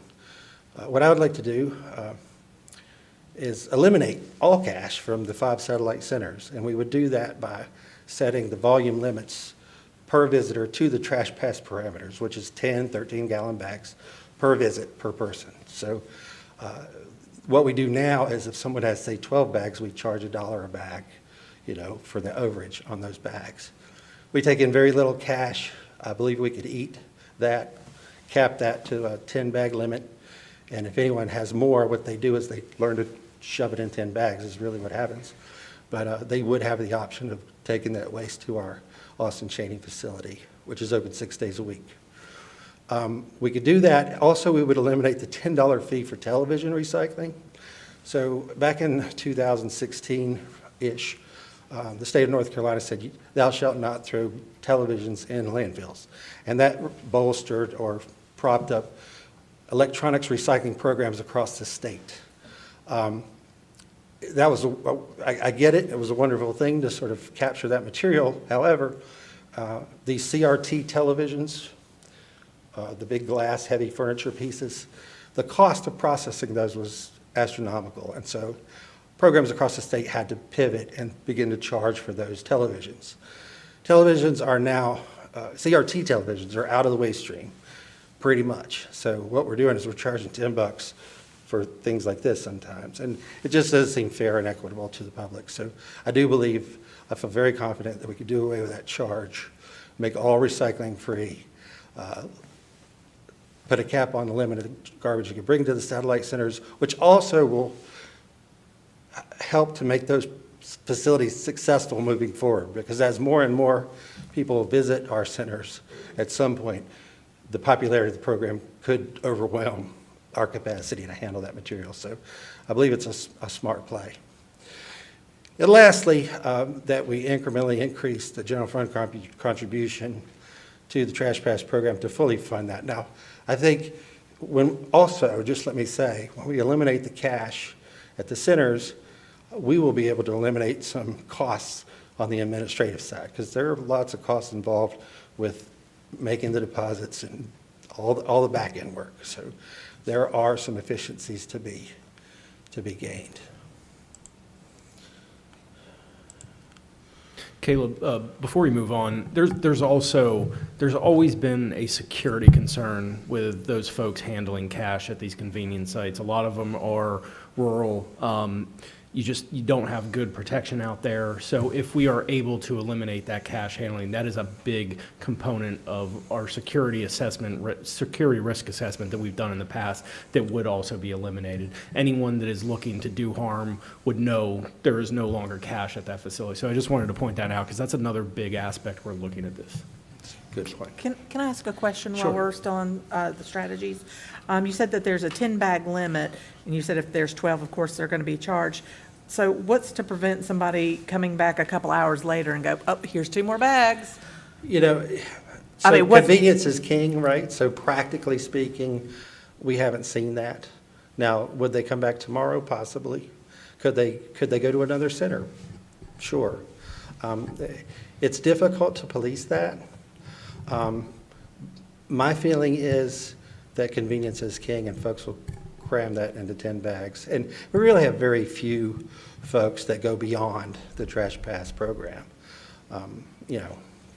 Free is always more fun, right? And Caleb and his staff do a great job of working with customers that come in. If it's their first time coming to a convenience site, or they've never used it before, but they lived in the county, they won't turn them away. They'll work with them, they'll educate them. And if we were to implement something like this, it wouldn't be a July 1, you're cut off from anything beyond 10 bags. His staff would continue to work with those folks. And over time, people learn what they're supposed to do. So I do want to give a shout out to his folks, because they are very customer focused when it comes to dealing with them. Madam Chair. Since we're stopped, Caleb, I got to ask, how many old RCA TVs are you guys getting over there? Occasionally we'll see one, but let me tell you, I've been in the business a long time, and I remember sort of the shock of the cost of processing these CRTs. And it really crippled all recycling programs, like even the things that were easy, we're now having to be supporting, this. And, every year I was watching the tons, and 90% of the volume by weight was always the CRT televisions and monitors, computer monitors. Finally, we've seen that sort of go away. Every Super Bowl, we get a little closer, right? Because TVs get cheaper. But, any other questions about that? So moving on to our current rates, that's our slide of our current rates. Again, we adjusted those rates last year. We're in a much more favorable position to meet our needs. We are going to propose a slight increase. I realize that we give discounts for larger tonnage volume customers. That's a per month breakdown there. We're going to ask for just the tier 1, just the folks that bring a very small amount of waste to us. And what that's going to target really is these very small dump trailer operations. We see so many dump trailers that we sort of have to throttle that traffic. This brings us sort of more in line with other landfills as well. So we're asking for a slight increase on the tier 1 only for MSW. When it comes to C&D, we're looking at a slight increase on both tier 1 and 2. But we should preserve the tier 3 larger volume, sort of bread and butter customers, if you will. So those are, And then yard waste, that will see the most significant increase. That $60 a ton brings us in line more with some privates out there. There are other options for yard waste, and when I say yard waste, I mean land clearing debris. This is not just sticks and limbs. We are inundated with yard waste, and it is an expensive operation, so we need to just, make a little more progress in that with that material proper, so. Caleb, before you move on, just wanted to touch base on C&D.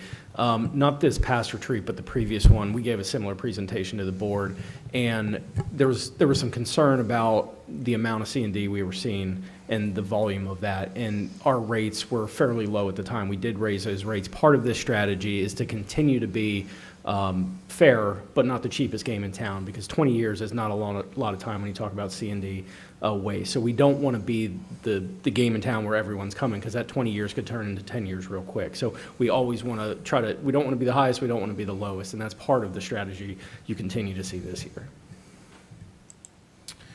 Madam Chair.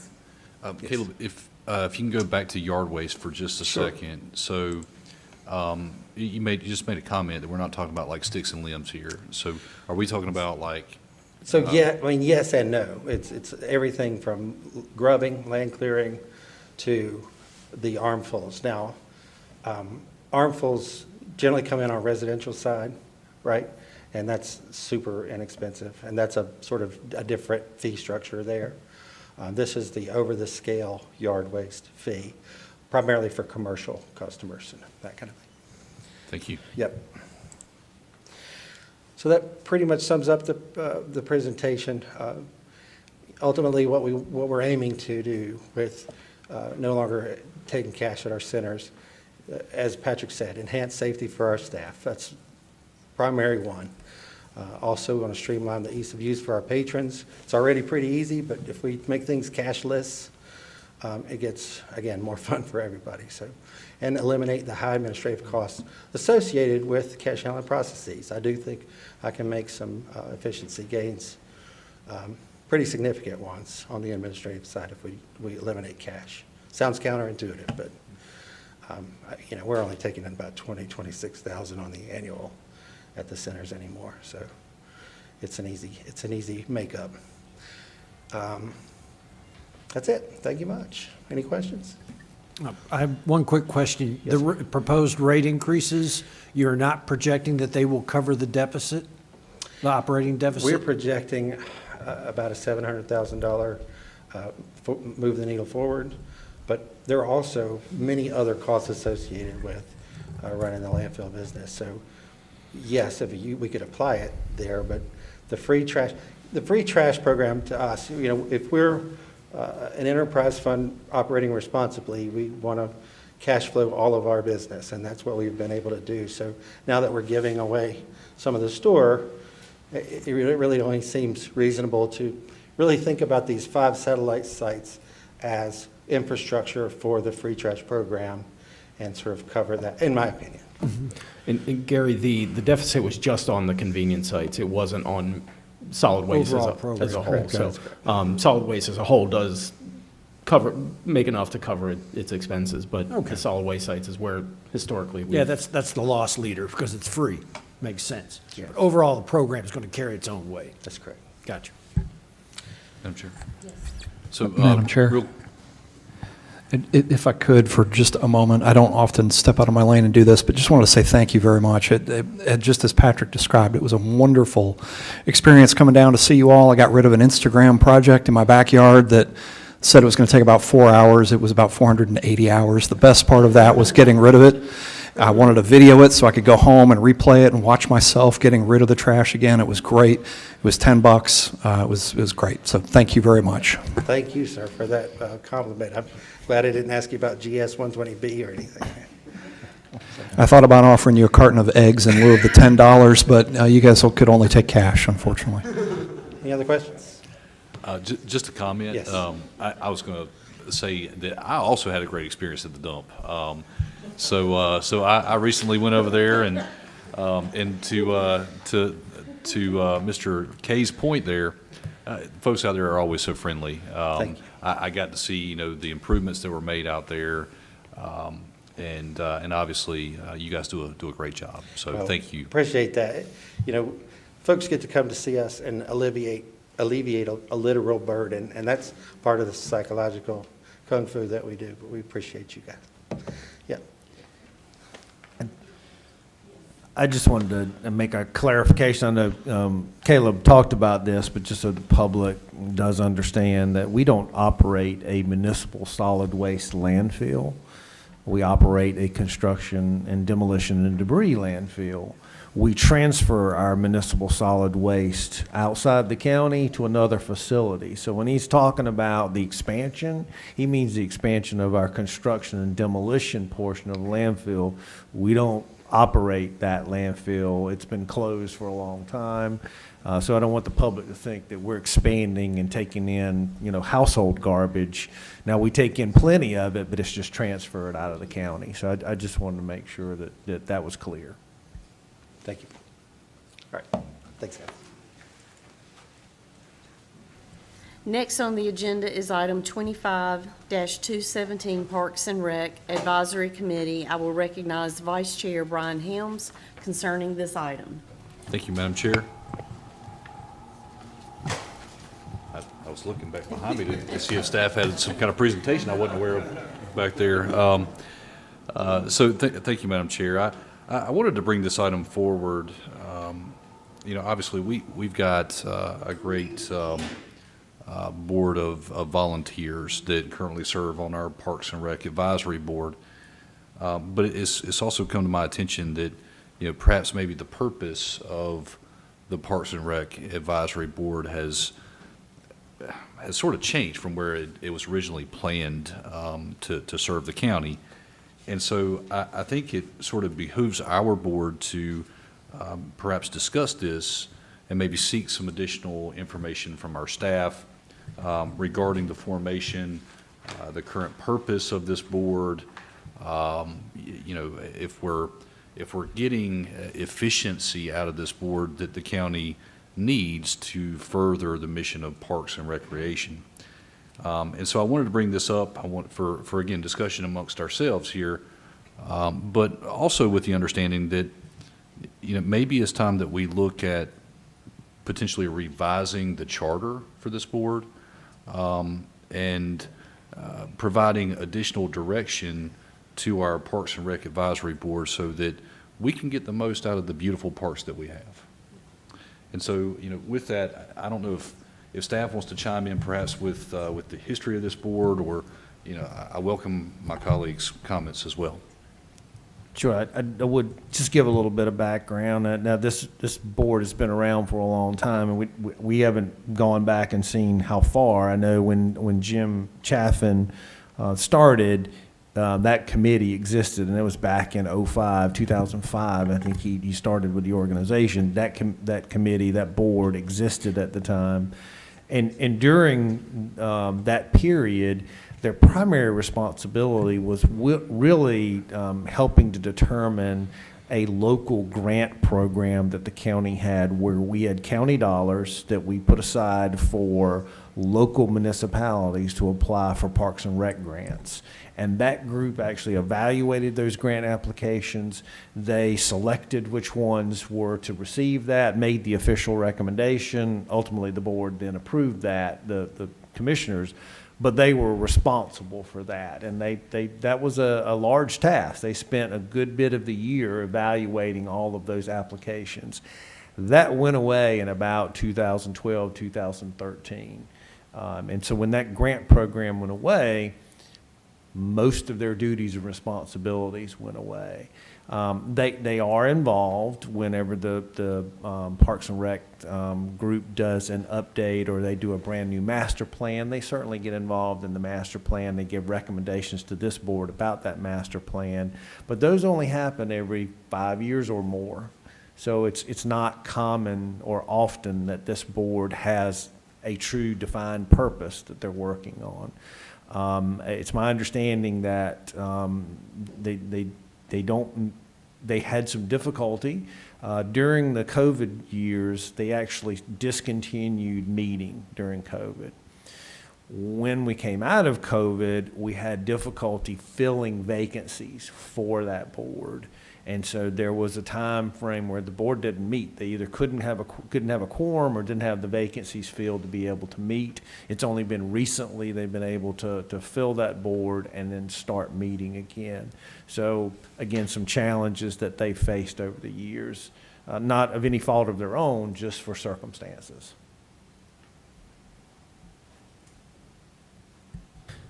Just some additional historical context. The Parks and Rec Advisory Committee was formed in March of 1988.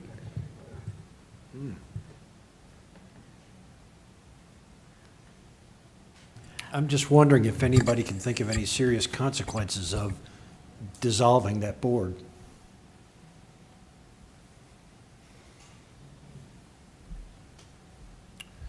Well, I mean, obviously, what you want is you want your volunteers to feel engaged, but you don't want them to feel that they don't have a purpose. So obviously, if you were to dissolve this board, you may be telling your volunteers that, well, listen, we don't necessarily need your expertise. And I don't think that's what this board is trying to say. I think what you're trying to look at is, what can we use your expertise for? Because right now, there isn't a real good purpose for you to meet regularly and give, advice and give recommendations for. When the county does apply for federal and state grants, it is good to have a Park and Recs board. That counts as points towards your application. That's certainly important. That's not a deal killer. You don't have to have it. That's just something that helps. So I think it's really more, can this board define what the purpose is of that committee and give them a challenge for them to feel like they are contributing. That's my opinion. How engaged is this board in the budget request of our Parks Department? Do they review, approve, testify, help develop as far as on the budget? They're made aware of it, but I would say they're not very involved. And again, through COVID and after, we didn't have very many meetings. So there were several budget years that there was no input just because we didn't have meetings. Again, Jim does make them aware of what he's asked for, what's been approved in the budget, but it's more informative. It's not asking for support kind of thing. I will say that on some of the grants we've gone after recently, we have not been awarded, and one of the main reasons is most of our facilities are not new. Parks and Rec Trust Fund through the state of North Carolina, they look at wanting to build new facilities, not enhance existing facilities. They give priority to it, I should say. So we have had the Parks and Rec Advisory Board. We've done master plans, but it hasn't necessarily materialized into additional grant money at this time. If there were grants we wanted to go after or a master plan that we did want to do at some point in the future, this could always be reformulated into a working group, a task force, something like that for that specific purpose. Or it could be other purposes that the board deems reasonable. Right. And there was one, Lynn reminded me that whenever the Parks and Rec folks are trying to get accreditation, then that board is also part of that review as well. Madam Chair? Yes. I sit on the Park and Rec Board, and talking to Jim and David and Lindsay, who are over Park and Recs, and let me be the first to say what a fabulous job that they do, and this is absolutely zero reflection on them at all. Again, they are incredible at what they do. Meeting that we had in March, I serve on that board along with Reverend Jimmy Benson from the Board of Education. And then we have 6 volunteers from the community. And all 6 members were present, along with Mr. Benson and myself. And again, the Park and Rec Board did not meet for quite some time because, again, of COVID. But this last meeting, and we will meet every other month, was more of, this is what we do. Since there's so many new board members on here, this is more of an introduction type. Information was discussed about the Jesse Helms Park, the new additions that were going there, updates at Cane Creek, the general store, if you will. So there wasn't a lot of substance to this one particular meeting that we had in March besides information that the board needed to decide on. But sitting on that board previously with the Board of Education, there were things that were decided. It is a useful board. I don't want to say that it's not. A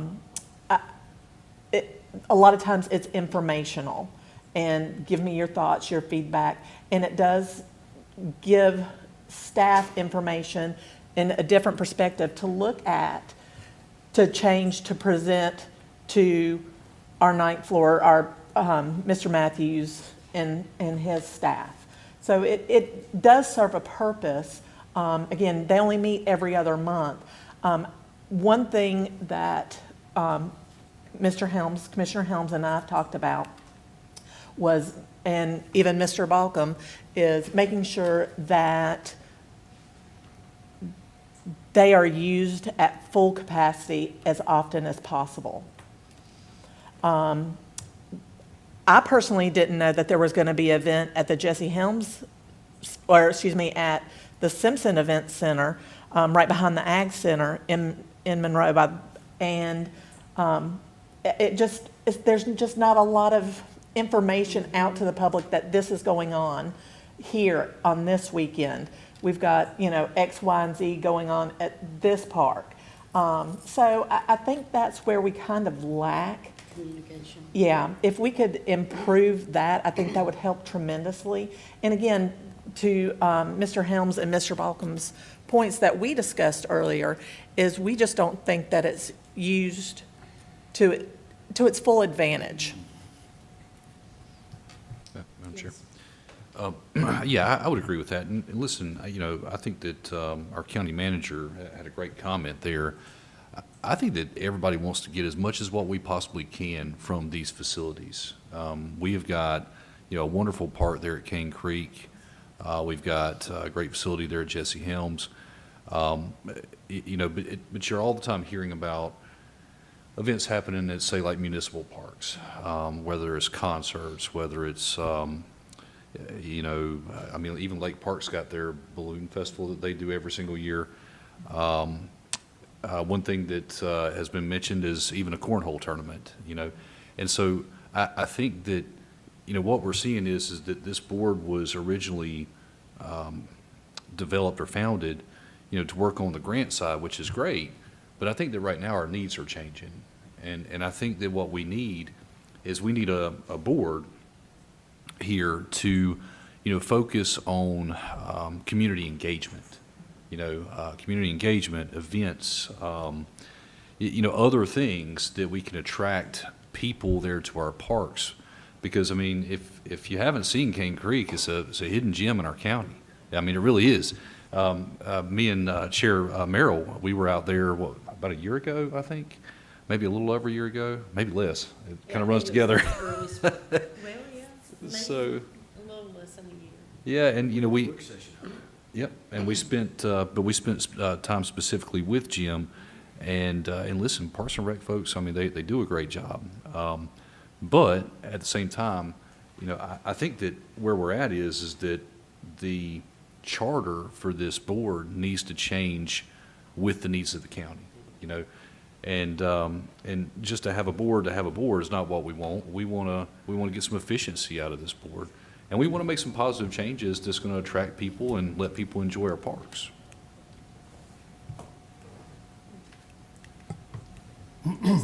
Yep. I would like to say that I think that the Parks and Rec would benefit from a good board with a well-defined purpose. Yeah. Perhaps that may be what's lacking is the well-defined purpose. When I go down to Cane Creek especially, I think what a beautiful facility. And I look at the amphitheater and think, are we using this to its full potential? And I dare say I don't think we are. So I do think that the board has value, but we need to be respectful of anyone who would volunteer to be on a board, we need to be respectful of their time if they're willing to invest their time on this board and in the community and give them a well-defined purpose and just help to make Parks and Rec be as good as they can possibly be. Madam Chair? Yes. One thing I did talk to Jim about was the amphitheater today, and, you know, have they thought about having concerts in the park, even fireworks at the 4th of July? You know, the Union County Symphony would be great in the amphitheater, but the issue is parking.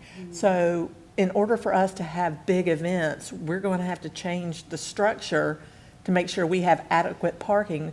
The Monroe City pulls in, what, 5,000+ people for their fireworks. Well, if Waxhaw did that, there's no way that we could fit, you know, 100 couple people, cars in there, along with all of the campsites. And those are always booked up, especially during the summer.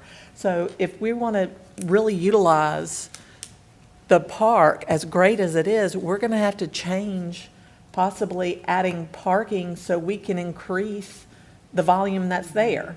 So that's something I think that we probably need to take a look at as well. Madam Chair.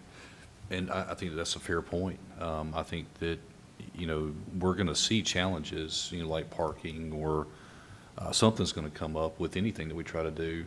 But I think that the onus becomes, I think the onus comes back to this board, you know, to make the charge to our Parks and Rec board, you know, to change that charter and say, okay, you know, we've got some very smart folks on this board. We've got some very capable people on this board. And I think that, you know, they probably have that ability to navigate those challenges, or at least come up with suggestions, you know, to us. But I think it starts with changing the scope. Okay. And the direction. And I'm in favor of that. I think every board should have a purpose. I don't think any board should meet just to have a meeting. Because personally, if I can go home after work and not have a meeting that can be sent in an email, I'm okay with that. So I think that should actually go out as a challenge to all of our committees that, you know, let's redefine what each committee is doing, because if we're not coming in there with a purpose and coming up with good solutions to any issues that that particular board's having, then there's no point in having a board for anything. So I think this needs to go beyond Park and Rec and even look at every single committee that we have. I mean, from the health department to library, health and human services, safety, everything. Land use, again, every single board. I think that we need to go back and look again to make sure that we have a purpose and we're working toward that purpose and growing in the future. Could I ask, is your board meeting in April? Or is this your off month? No, we meet every other month. Okay. So we'll meet again in May. So why don't you put on your agenda for May, charge the committee with coming up to recommend to this board how to change the charter or what the charge of that committee should be, or to dissolve it? What does the committee think? Well, and the I would board like think, for I'm sorry. staff to as well be a part of this, because staff, if I'm not, please correct me if I'm wrong, that y'all also attend these meetings as well, that you also give directions to, again, all the committees, because again, if each one is just meeting to meet, I mean, again, I would love to go home after work. And if you can send me an email instead, I'm good with that. So I think that should be a charge that goes out to every committee going forward, is what's the purpose? Are we fulfilling that purpose? And go from there.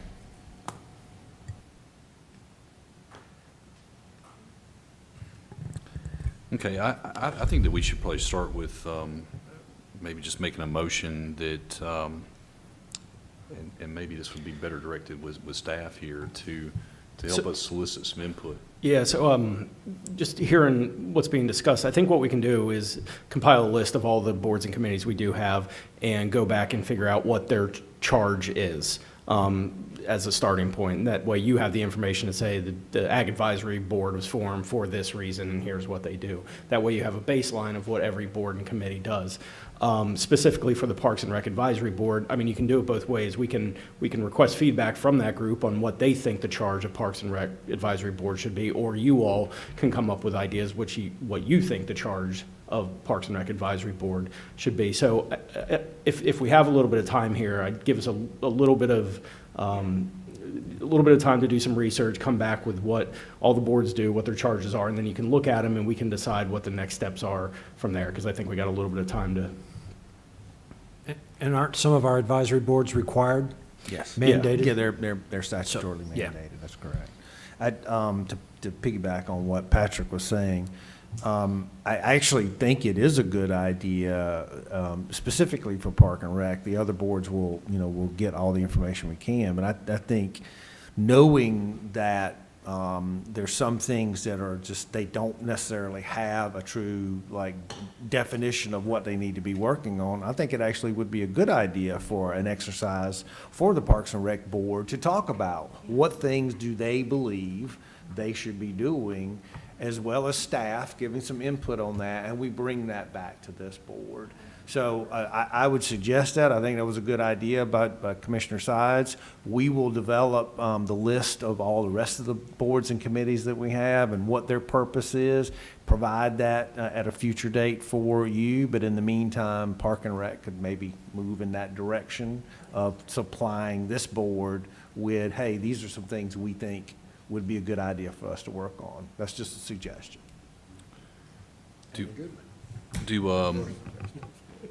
Mr. Kay, do we need an official motion on that? I think that's within the board's discretion. I think staff has offered up some action items. If the board wants to clarify that and give direction to staff, they can certainly do that. If they're satisfied with what they've heard, that's fine as well. Yeah. Well, I'll tell you what, we'll just go ahead and make a motion. I'll make the motion that we direct staff to bring us back information with all of our advisory boards and committees, with the existing scope of those committees and boards, as well as general information about those boards, more specific to Parks and Rec, that we also advise staff to communicate with Parks and Rec Board regarding potential change of their charter, solicit feedback from our Parks and Rec Board, as well as staff members for a potential scope change for Parks and Rec, and then report that back to this board 30 days, 60 days? I'd say 60 days. That gives us enough time, because the Park and Rec Committee, they don't meet Yeah, until that's- May anyway, so. Well, I'll tell you what, how about 90? 90 would be great, yes, sir. Yeah. All right, within 90 days. That was a long motion. Do we have it all? Would you repeat that? I can't repeat that one. It has been so recorded in the minutes.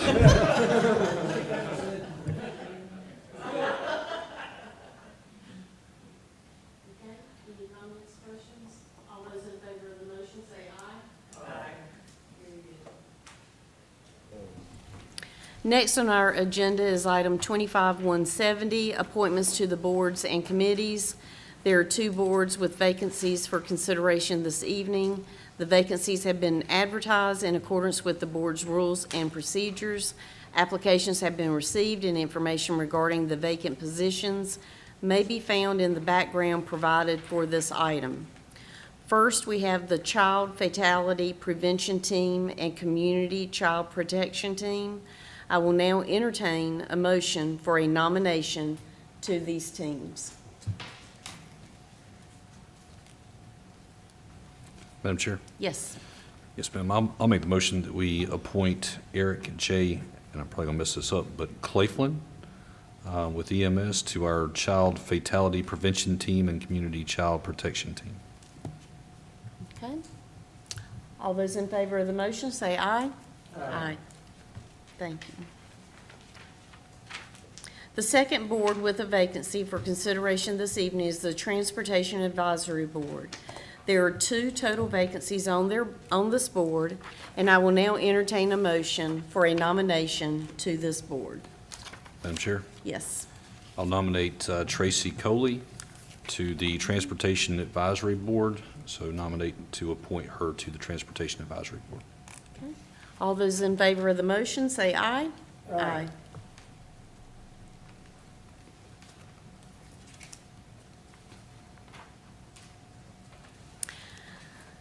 That brings us to the end of the meeting, and I'll recognize the county manager for comments. I have no comments tonight. Thank you very much. Okay. That brings us to commissioner comments, and I'll start with Commissioner Sides. No comments. Thank you. Have a good evening. Commissioner Brian Helms. Thank you, Madam Chair. First of all, I want to say thank you to Deputy Carter, who was with us tonight.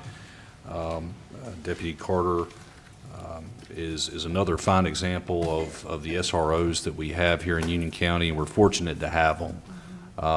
Yeah, I've said this numerous times, but our SROs are an asset to our county. They do make a difference. So I appreciate the efforts of Deputy Carter there at Prospect Elementary, and all of our SROs, for that matter, all of our deputies too. I do want to extend my thoughts and my prayers and my condolences to the family of the child who passed in the Fairview community this week. That is an extremely sad situation, and again, my heart's broken for that family. My heart's broken for the Fairview community and also our county, and I just want to say that my thoughts and prayers are with them. Thank you. I will offer my same condolences for the Fairview family who lost a child last week. Fairview is part of my family. My children grew up and went to Fairview Elementary. And so I just want to wish our principal, Kelly Thomas, and all of our beloved teachers and staff, everyone at Fairview Elementary, you're in our thoughts and prayers, along with the family and the students that had to witness so much law enforcement and EMS come into their sweet school. And I just want to thank the Union County Sheriff Office and county management for sending chaplains and everyone over to the school to, meet with the children and staff and the families to kind of de-escalate what they were going through. So again, our thoughts and prayers are with Fairview and Miss Kelly Thomas. We just love her so much. And again, I do want to say our SROs, whether they're with the local police departments or our sheriff department, are just the best of the best in Union County. And between the Board of Education and Union County government, being able to bring the 6th largest school district in the state of North Carolina one-to-one with SROs, something we worked very hard on the Board of Education. It took many years to get to that. But we love our SROs, and it was so nice to be able to honor one tonight, Prospect Elementary. They are heroes, and I've said this 100 times, I'll say it again tonight. When those students graduate and they cross the stage, the first person they want to hug when they come off that stage is their SRO. That's exactly right. And it is a great thing to witness. They may not hug their mama or their daddy, but they will hug that SRO. So we do. We are extremely grateful, and I think we have the best of the best here in Union County. So thank you. Ms. Christina Helms. Thank you, ma'am. I'd also like to give my condolences for the Fairview community. I don't think anybody should ever have to bury a child. I think that would be the worst thing ever. But on a brighter note, I'd like to congratulate Chief Brian Gilliard on his retirement. Even though he is a city employee, they're still part of Union County, and Mr. Brian Gilliard started serving in '93, I believe it was, as a dispatch here in Union County and worked his way up to chief. And he has been such an asset to Union County, and we are very proud of all the work that he and his department has done. And we got to hear Sheriff Kathy discuss all the work they did together, and it was such a great collaboration between the two departments. And so I'd like to just congratulate Chief Gilliard on his retirement, and I hope he enjoys all the golf that he's going to play. Golf and the beach. Yes. Yeah. 32 years of service, you know, and worked his way up through the ranks. I think the last 11 years as chief of police. And I saw something today where he still has a picture of the day he got his badge, and his grandmother put the badge on his uniform, and I thought that was extremely special. So, yeah. Commissioner Balcom. Thank you. My condolences as well to the Fairview family and community. I would also like to say I appreciate all the efforts from the staff and my fellow commissioners. And with that, I just want to wish everyone a good night. Okay. I will accept a motion to adjourn. So moved. Okay, all those in favor say aye. Aye. Okay, good night, everyone.